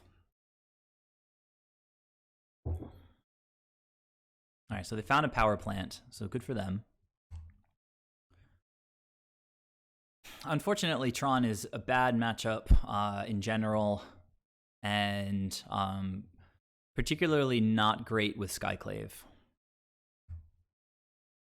So we just absolutely have to get a land here. And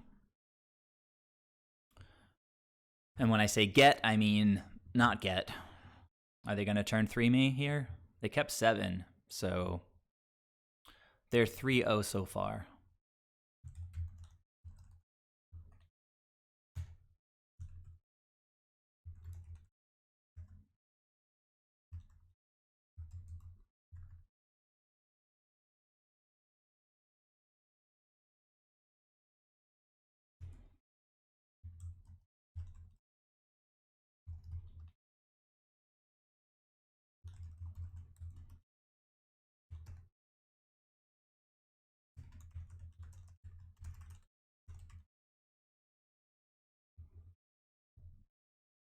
All right, guys. Well,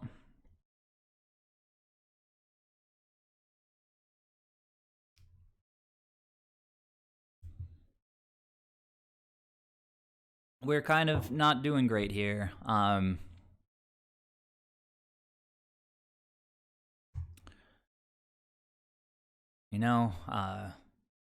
guess I don't even know what the best thing is here. Well, land is okay. Not the best.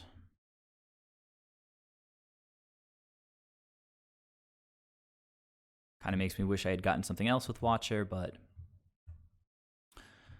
we are, I think, just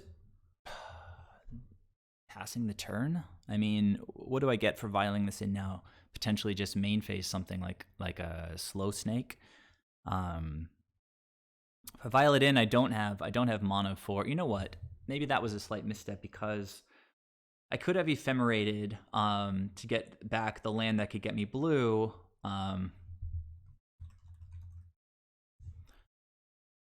Anyhow, we'll just pass the turn, I guess.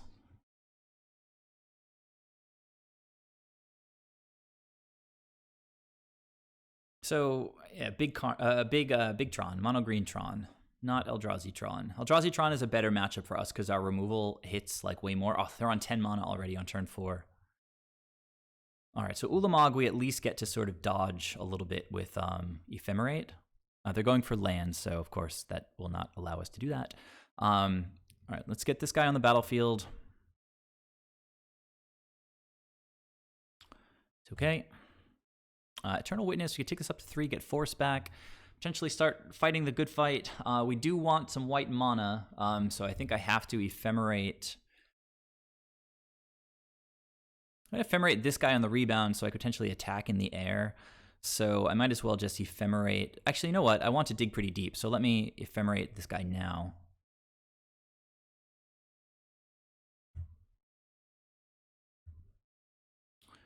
Teferi can bounce this thing. I don't know that I love giving them, like, more cast triggers.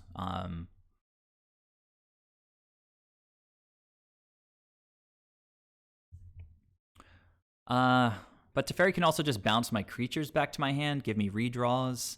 We really, really need to deal with... And just a redraw seems pretty good here, so I guess I'll just put Teferi underneath. I don't know that anything else is reasonable. But Teferi, I can't even cast it. It should just be putting lands. I think I'm just out of this.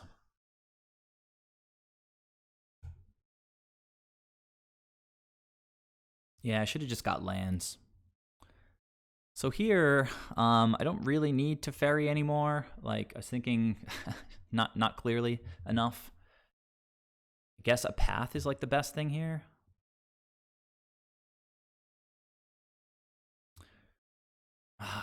Okay, well, this will let us get whatever creature we want, which means we can go get, like, Deputy. We could also go get, like, Stonehorn to stop him from attacking. Deputy seems pretty good. We can also just Vial in Eternal Witness and get back Ephemerate and Ghost Block a little bit. So we can also call for a blue creature, Vial in Eternal Witness, and then just Force if we need to. So let's play this. We'll pass the turn. Actually, you know what? I can just call for Deputy like right now, but let's see what the opponent has. They've already had Karn and Ulamog on turn 3 and 4.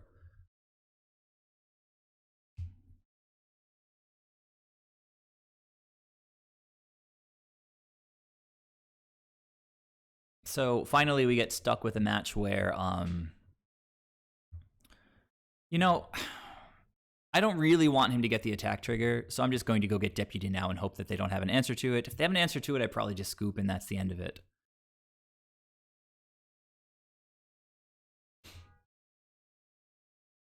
I was starting to say, but I don't think I finished saying that this is finally a match where Venser would have been good.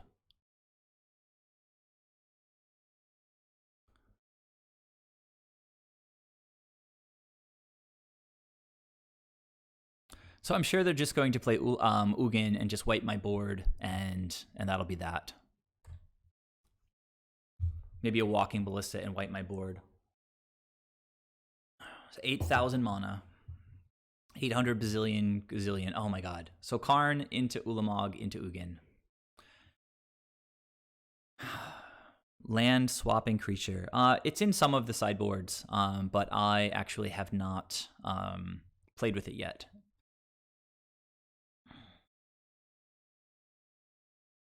I mean, I'm not so concerned about Tron. It's not all over the place these days, so I think this is over, guys.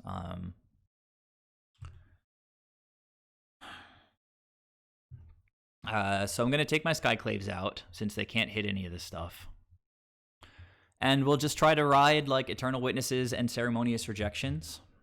Tell the opponent good game.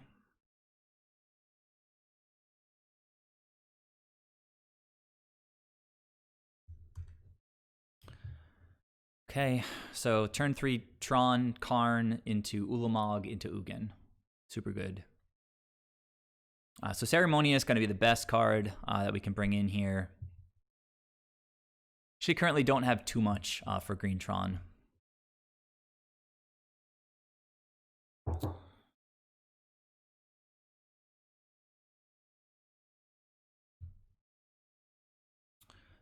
I think Stonehorn might be sort of unnecessary in the matchup.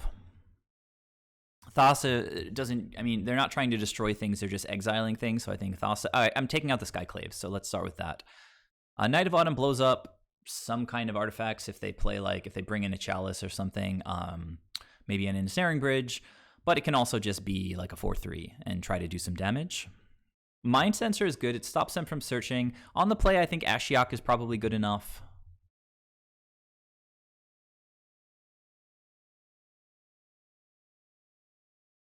I don't think there's too many creatures that we're like dying to search for, so I can almost just comfortably take out some calls.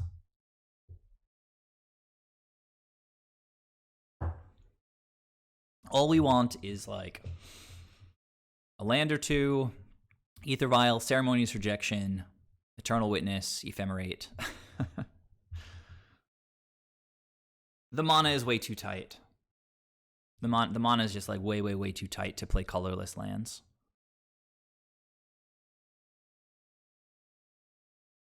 All right, I mean, I think this setup seems fine. 3 paths is a bit much, honestly. So if we want to bring something else in instead of the 3rd path. But it's fine, because, you know, we got Ulamogd. It's an out to that thing. The worst thing we can face against any Tron deck is Sundering Titan, because it blows up 3 lands on the way in, and it blows up 3 lands on the way out, and just makes it really impossible to win any games. For that reason, Mono Blue Tron is one of our worst matchups in Modern. Man, it doesn't have the Ceremonious.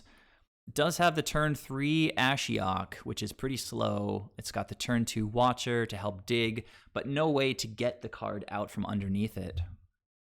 I'm leaning towards mulliganing here. What do you guys think?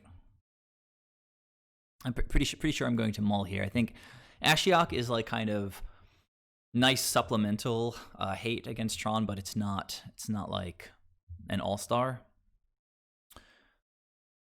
Let's go turn 1 map, turn 2 crack the map, or just cast Sylvan Scrying on turn 2. Both come down before we get to play Ashiok.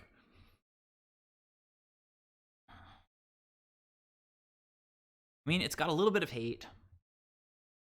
Watcher can try to dig for like the Ceremonious Rejection.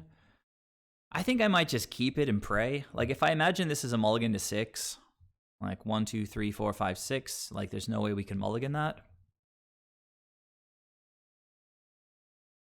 Yeah, no, I'm starting to lean towards that as well. I like that this digs, and even if it gets exiled, it'll give us the card.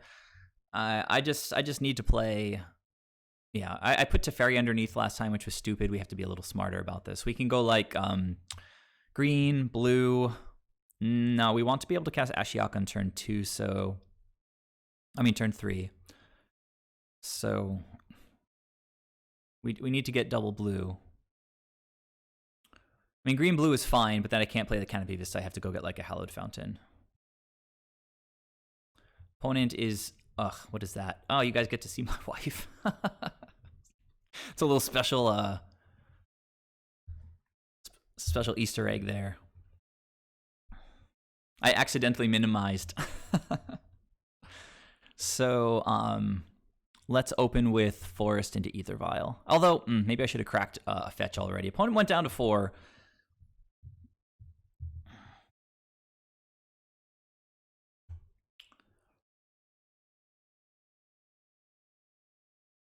Yeah, I should have cracked that fetch, I think. I really need to get the lands out of the deck. Come on, Ceremonious Rejection. Ephemerate is going to be the best one, but it's okay. So now hopefully they draw a map or something, and we can play Ashiok before they can crack it. Ugh, just going to Tron me out. I'm going to get wrecked. Oh, no. All right, so after that somewhat borderline keep and the opponent mulliganing to 4, I'm probably just getting destroyed here.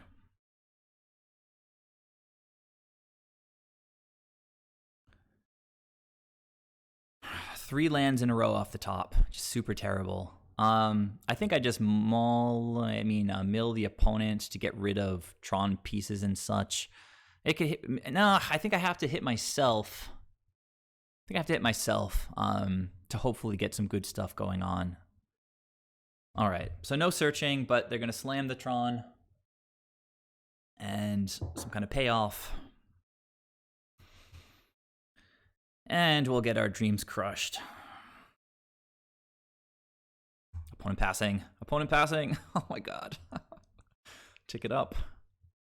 Fucking shit.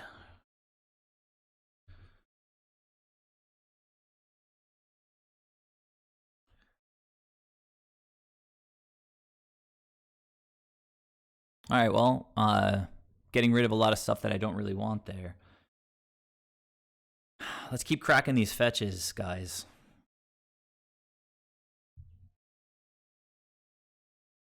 Ephemerate just like locked away underneath that Watcher. Come on, don't rip the top. Don't rip the Tron land, please.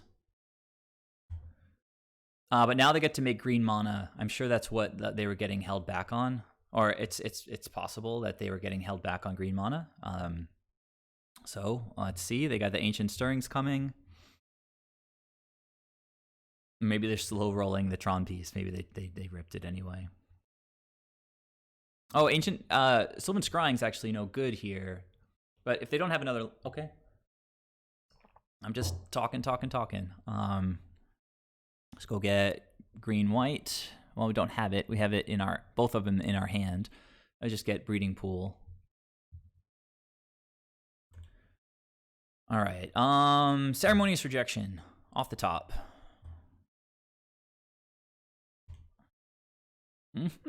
Sort of something, I guess, kind of, sort of. I think I'm gonna start hitting the opponent.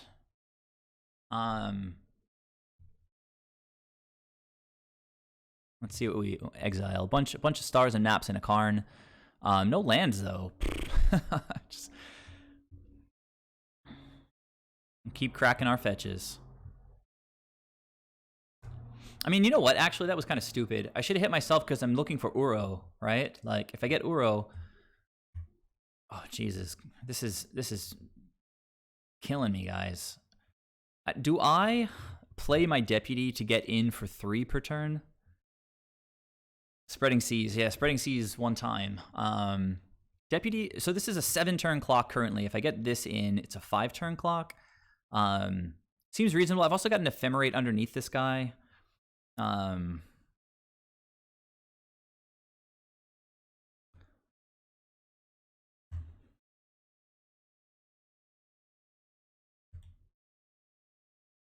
Okay, well, I've got the searches sort of handled already. I'm going to hit myself and hit that Uro.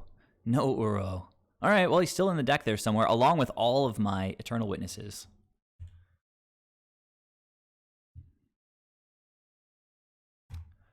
This thing does speed up my clock a little bit. Don't just rip the piece you need. Don't do it. All right, Expedition Map. That does nothing. Let's go deck.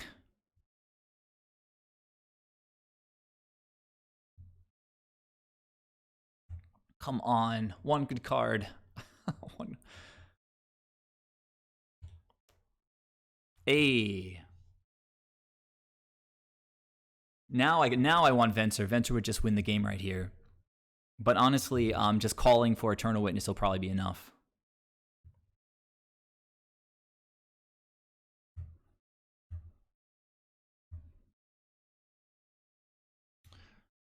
So call for Eternal Witness, get back force whatever they play. Unless it's like a Walking Ballista, in which case...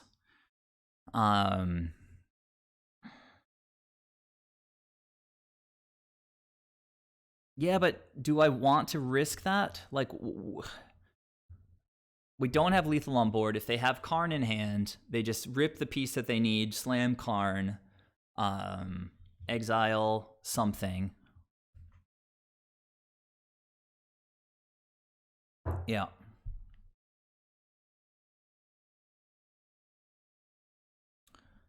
Right, so let's go ahead and play this land.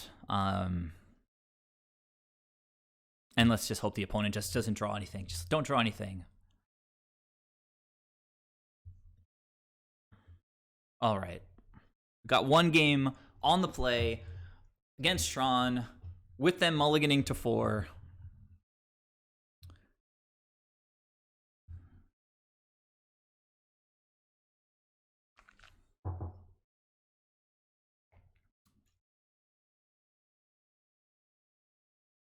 All right, just give me 1 sec.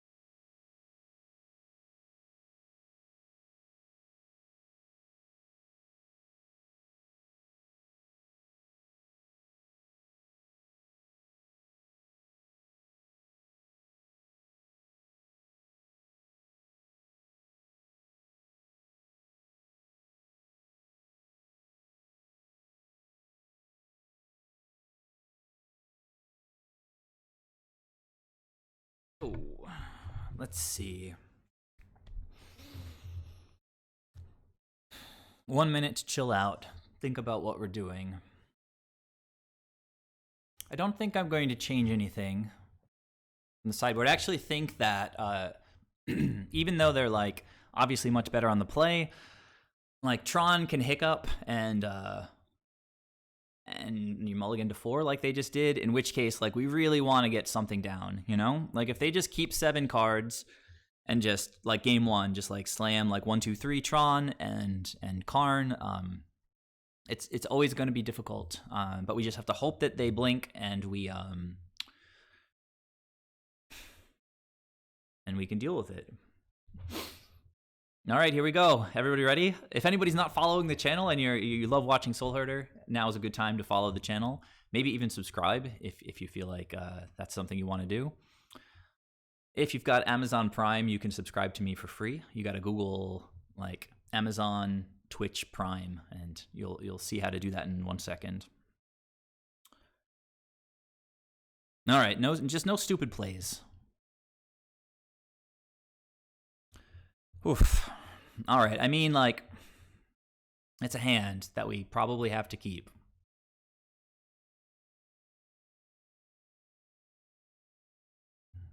Opponent's mulliganing. You guys are on board, right? We're keeping this hand. We get to play a snake. We're on the draw. We'll draw a bunch of cards. We can call for whatever.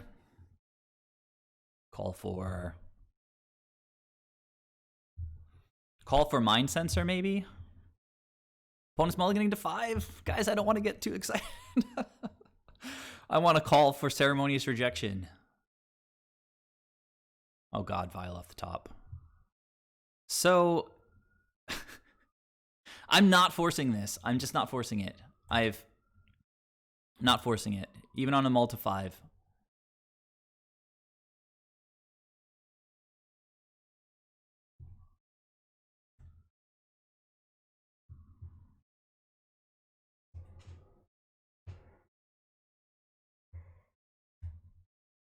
Oh my god, guys. Stuff is happening.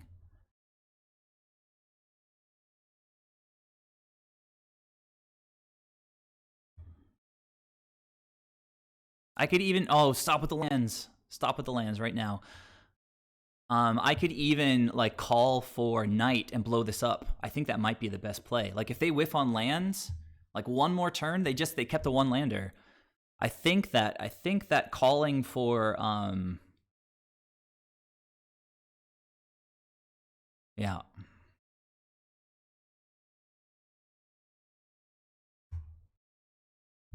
Come on, no lands, baby, no lands. No lands, 1 time. Please? Okay, I think we're good. Even if they find a land now, they can't crack this thing, so hanging on. Hanging on.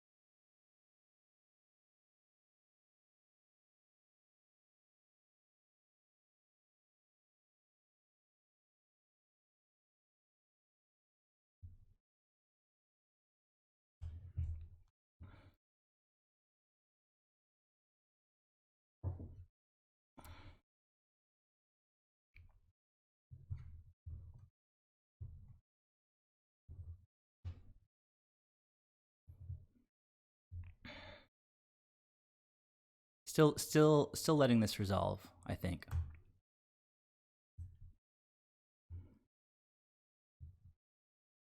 No. We save the forces for payoffs. That's how I play. I disagree. So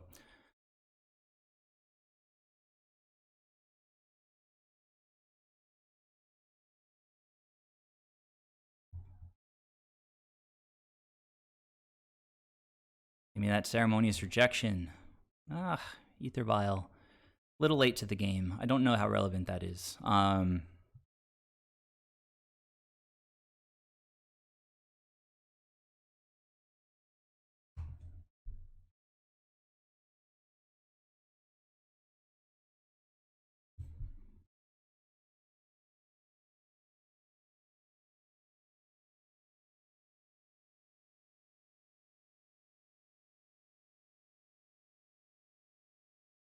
So it was one or the other. I guess in the end I decided I'm listening to you guys. So we counter one, we counter the other, whatever. So I know how Tron works. They're going to just blow me out anyway. Hey, ceremonious. Come on, baby. Give me it's too many lands.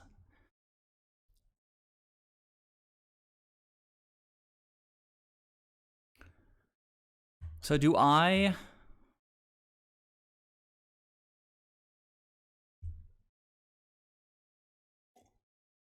Well, they had 2 land searching things anyway, so I don't know. Whatever. I think here... Like, I don't think I have that many super amazing creatures that I want to get. I could just get... So Eternal Witness getting back Force is obviously reasonable.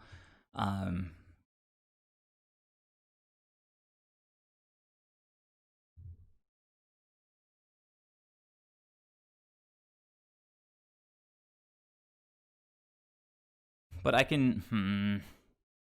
If I call now... If I get Witness, I can call now for like another Witness, get back Force. Then next turn, I can cast the second Witness and cast Force of Negation. So I just have to dodge something for like 1 turn. So I'm going to get Call out of the graveyard.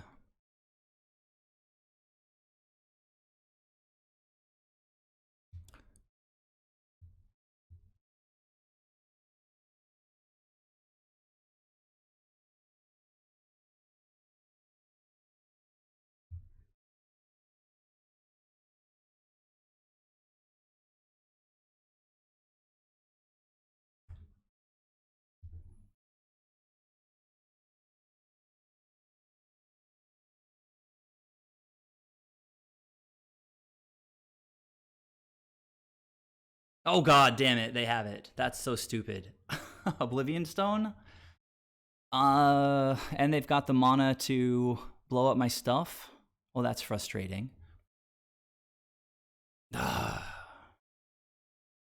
Well, let them cast something else. Just cast anything else. Like, you're not dead right now. You can cast something else.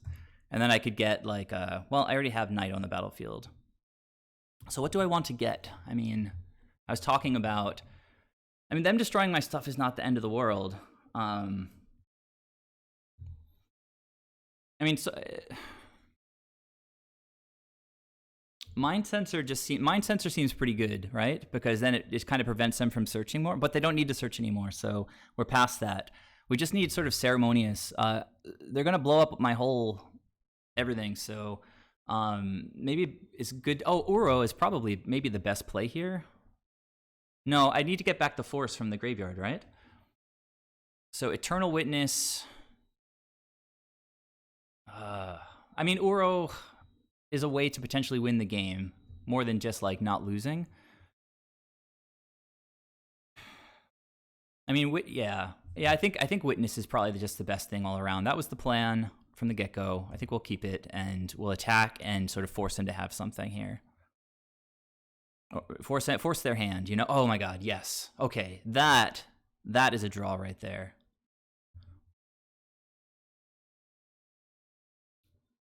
Let's see how conservatively they play this.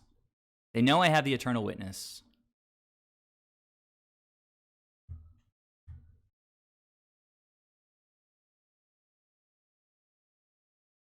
Oh, they're taking it. I love it. Okay. They're going to wait. They're going to blow it up afterwards. We're going to counter anything important that they play. And then we get it back with Witness. So now, okay, are they going to like take up Blast Zone? I mean,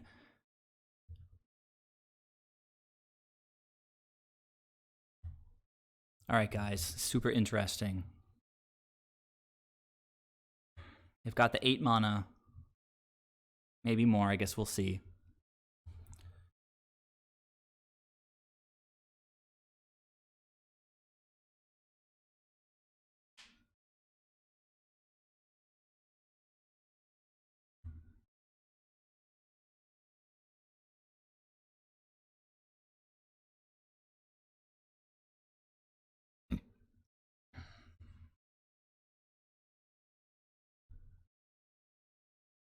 Oh, man.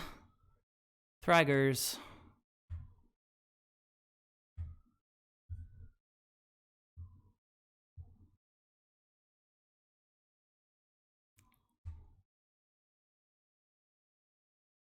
Ephemerate, super good.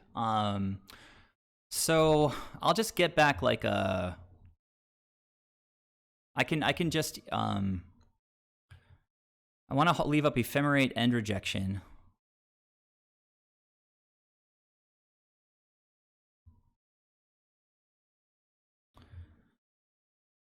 Well, Witnessing into Witness taps me down pretty low. I can leave up Ephemerate and or Rejection. But I prefer to leave up both. So I think I kind of like, I have Ephemerate, so I'm going to have access to the graveyard. I don't need another Witness. I think getting Ice Fang is just better here. Just pass the turn. Call is a good one as well, but we've got access to all that stuff with Ephemerate.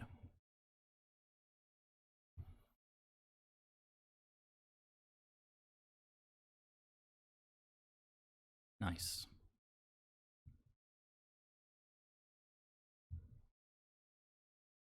Okay, let's be careful. Blue, green, blue, white. Blue.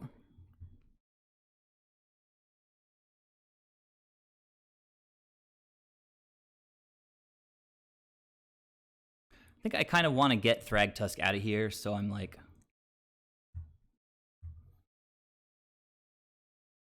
Okay.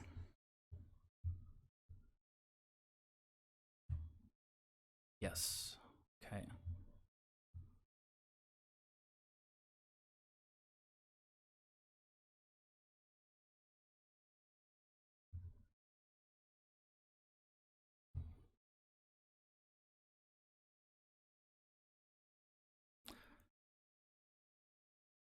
This is where I become very reluctant to tap any mana at all. Just want to leave up counter spells.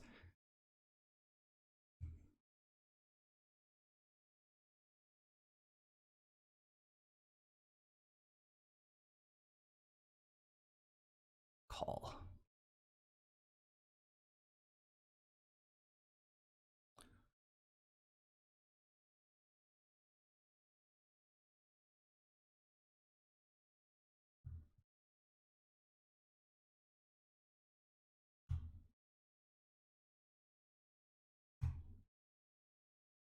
Turn clock. Let's go. Opponent can take up their Blast Zone to get rid of my Ewits. Not the end of the world. I have a call here. I have another Eternal Witness in the deck.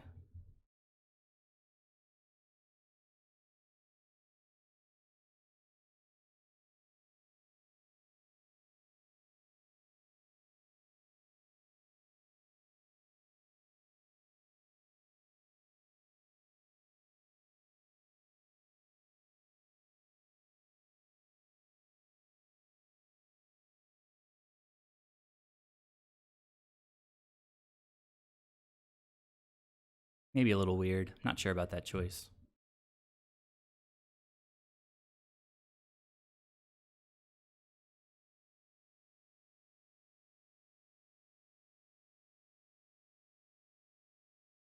Oh, they're blowing up stuff. Okay.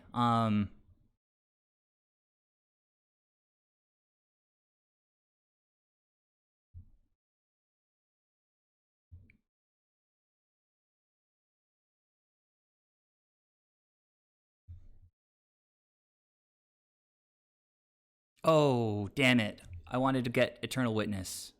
That was stupid. Oh, that was stupid. I'm sorry, guys. That was really stupid.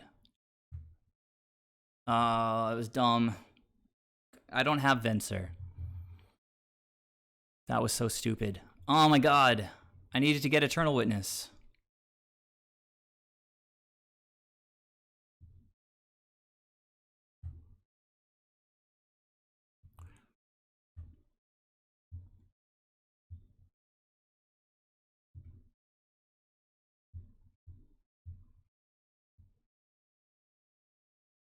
Let's go, deck. What a stupid mistake that was.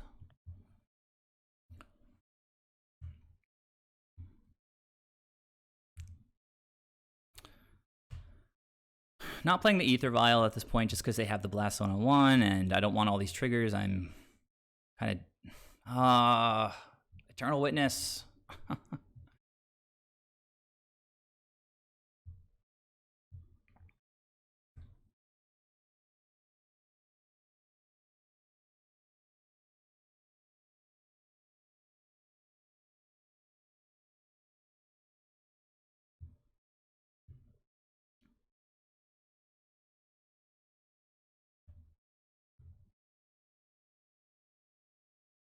Not what I wanted.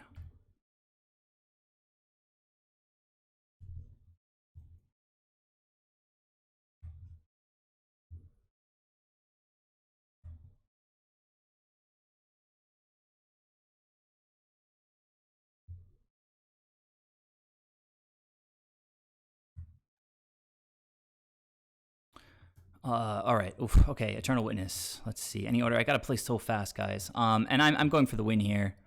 Like, if they wipe my board with Ugin or something, that's fine.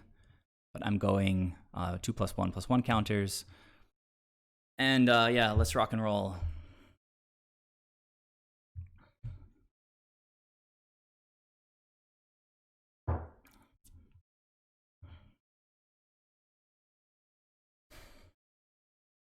But I don't even know if that was really a punt because Uro is obviously really good here. But Eternal Witness getting back Ephemerate and Ceremonious is just...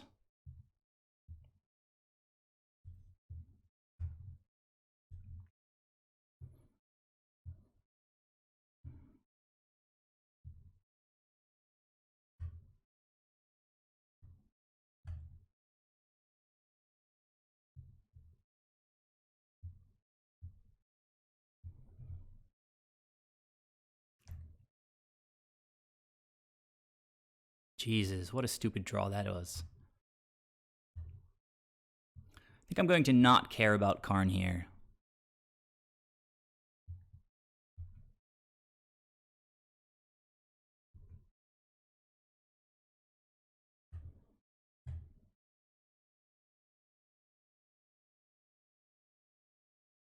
Maybe it's bad. I don't know. But I'd really like to get this Eternal Witness.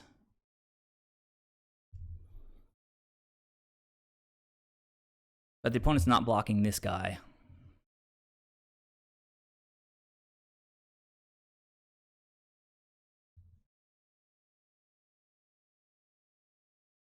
Popping this. Oh, I get Eternal Witness. Yes, yes, yes, yes.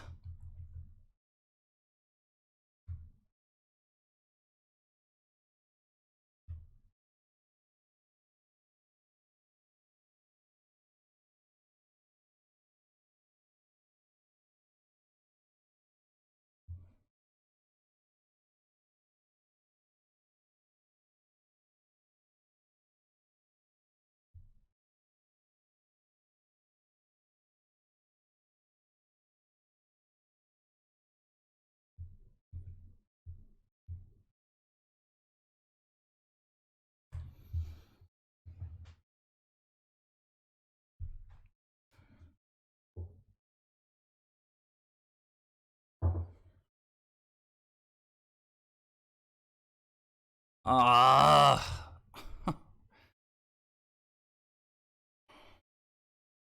they have like 4 pieces of spot removal in their deck. 1, maybe 2. So stupid.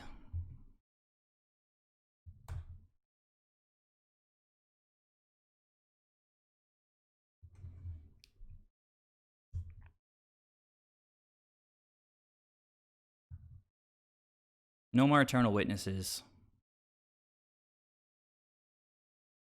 That's so stupid.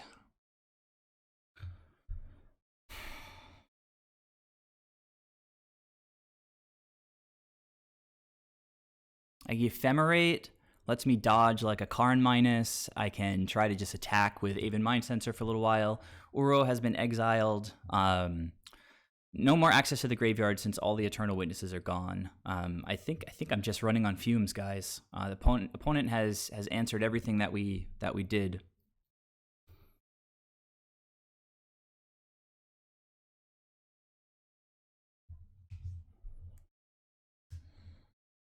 Like, maybe they want to get Relic here because they think I have another Eternal. Yeah, they got Relic, which is good for us. Because, as I mentioned, we have no access to the graveyard, so they're just trying to redraw. Maybe they hit a Ballista and just really shut me out.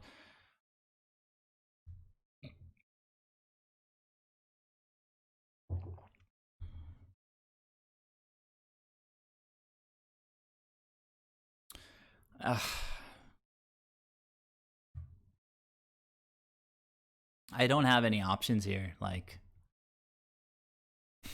go out proud, swing in at the opponent.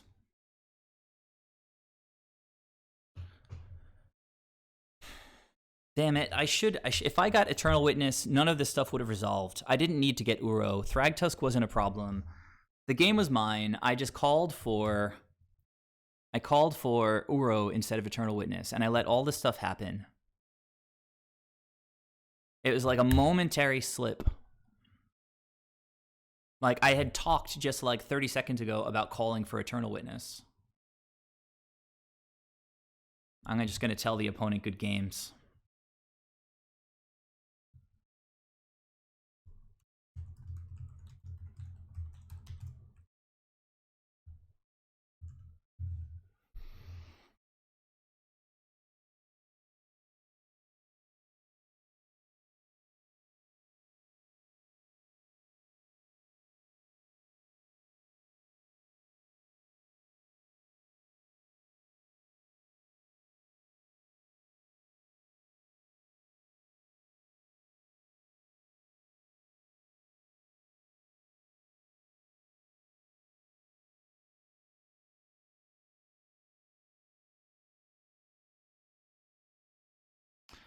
Opponent, they don't see my chat saying nice games.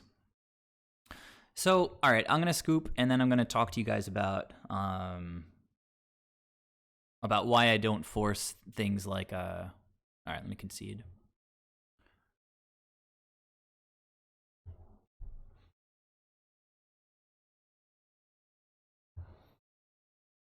Okay, so I've played many games against Tron where they mulligan to 4 or 5, and then they mulligan to 4 or 5, and then they play a map, and I force the map. I'm like, yeah, like let's keep them off of lands, and then eventually they just hit their lands, and now they still have their payoffs in hand and play their payoffs, and I've used my counter spells already. It's happened, as I said, many times, definitely enough to make me dubious about countering things that search for lands, right? So at the point when I could have countered, it was a Sylvan Scrying first, and they had 2 lands out already. So they cast Sylvan Scrying, and then the next turn they cast Expedition Map, which I think sort of speaks to my point that they will hit their lands, right? They have a lot of ways to get their lands. I think what we need to be concerned with is countering their payoffs. So that's where I stand. Totally possible that if I took a different approach on that at that particular play, maybe things would have worked out differently. But as I said, the thing that really got me there was calling for Uro instead of Eternal Witness. Just so mindless. So mindless. It's like it was It was a lock. They were on like 1 or 2 cards. If they had spot removal and ever went for the Eternal Witness, I would have had the Ephemerate. I could have even just spent like a Ceremonious Rejection on the Spatial Contortion, you know? So, yeah, just would have been able to counter anything that they can't really draw cards. So they're just top decking bombs. And I would have been able to Ceremonious every single play. It was literally like a 1-second thing. It was like, okay, we call. Somebody mentioned Uro. I mentioned Uro. Let's get Uro. And that was the end of it.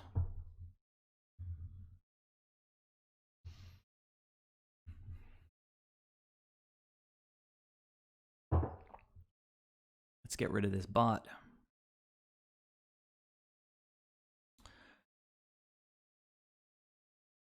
Yeah, Contra, that's fine, but most of them are, right? So I'm not going to, but their spell pressure is so real and high dense.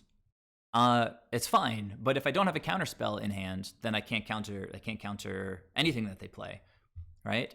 So the point that, you know, we can't counter everything by force doesn't mean we should just spend force whenever we want to. You have to have a strategy, right? So I've already laid out my strategy. It's just countering the things that find their lands might pay off once in a while. But yeah, I'm dealing like 1 point of damage a turn. Like, I'm not Merfolk that's like sending in clumps of 5 and 6 damage.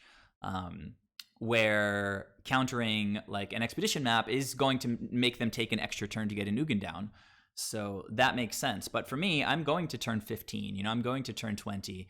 Tron is going to be assembled, at which point I need to have all the resources that I can have to stop them. So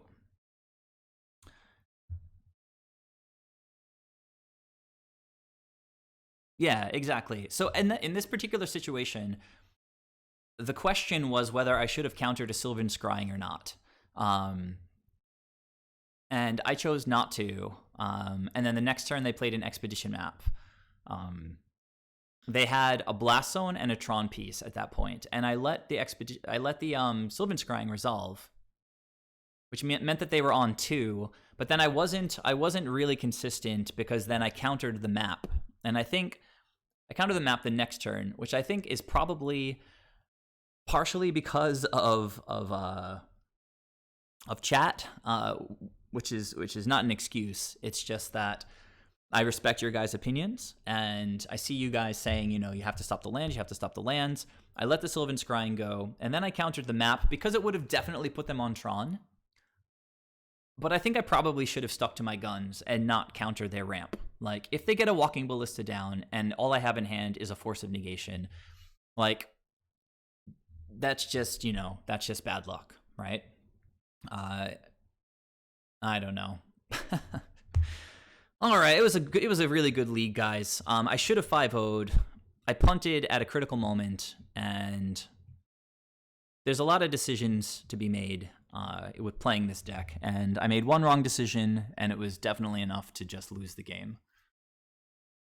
All right, well, it's the best I've done in a little while. Deck felt great. I don't think I want to bring anything else in for Tron. I could see myself going up to 2 Ceremonious. It's such a good card in the matchup. Yeah, Monster, I just, I don't know. Like all of us, we should try to hold ourselves to a really high standard, make sure that we aren't punting left and right. So yeah, no, I'm super happy about the league. It went great. It's funny because a big reason that I switched to doing an afternoon stream is, well, first of all, I have time on Thursday afternoons, but second of all, there's one of my followers, his name is Sesben. He's been like one of my subscribers from like the very beginning, and he's in Europe, and I know a couple of you guys are in Europe. I know Cactus, I don't know if he's still watching, but Cactus is over in Europe somewhere. So doing a stream at this time is great for you guys in Europe, but yeah, Sesben hasn't been here during the whole stream, so kind of a bummer. He'll still be able to watch the replay. So just once again, thanks so much for joining me, guys. The deck is super fun. There's my wife again. I try not to show this stuff on stream, but it seems like I've done it twice today somehow. I guess I'm not really paying close enough attention. I do like the double Skyclave. I don't care about Venser. Like, Venser's still like even against Tron, it's one of our better options. But, you know, you need 4 mana to cast Venser. I'm not even playing Noble Hierarchs, so they could have Tron established like by the time I get Venser, and it doesn't really line up that well. So they need to hiccup for Venser to actually be really good, and I don't really love that dynamic. Like playing a card that's only good if Tron doesn't have good stuff, right? I do like that Vidalcan Plotters card. I don't know that I have any in my collection right now. Not sure I picked them up yet. Yeah, there we go. You exchange control of lands, right? So it's a 3-drop that basically blows up a Tron land, gives them like a forest or something. Or not a forest because they can use a forest. I guess we'd give them basic plains or something. But, you know, I don't know. I haven't seen Tron that much. I don't think it's a huge part of the metagame. Titan is, but honestly, I don't know how great like trading lands with Titan is. Like that matchup is just so dirty. Like trading what are we going to do? We're going to trade an island for a Valakut, and then they're going to get 2 Field of the Deads, and it's like, you know.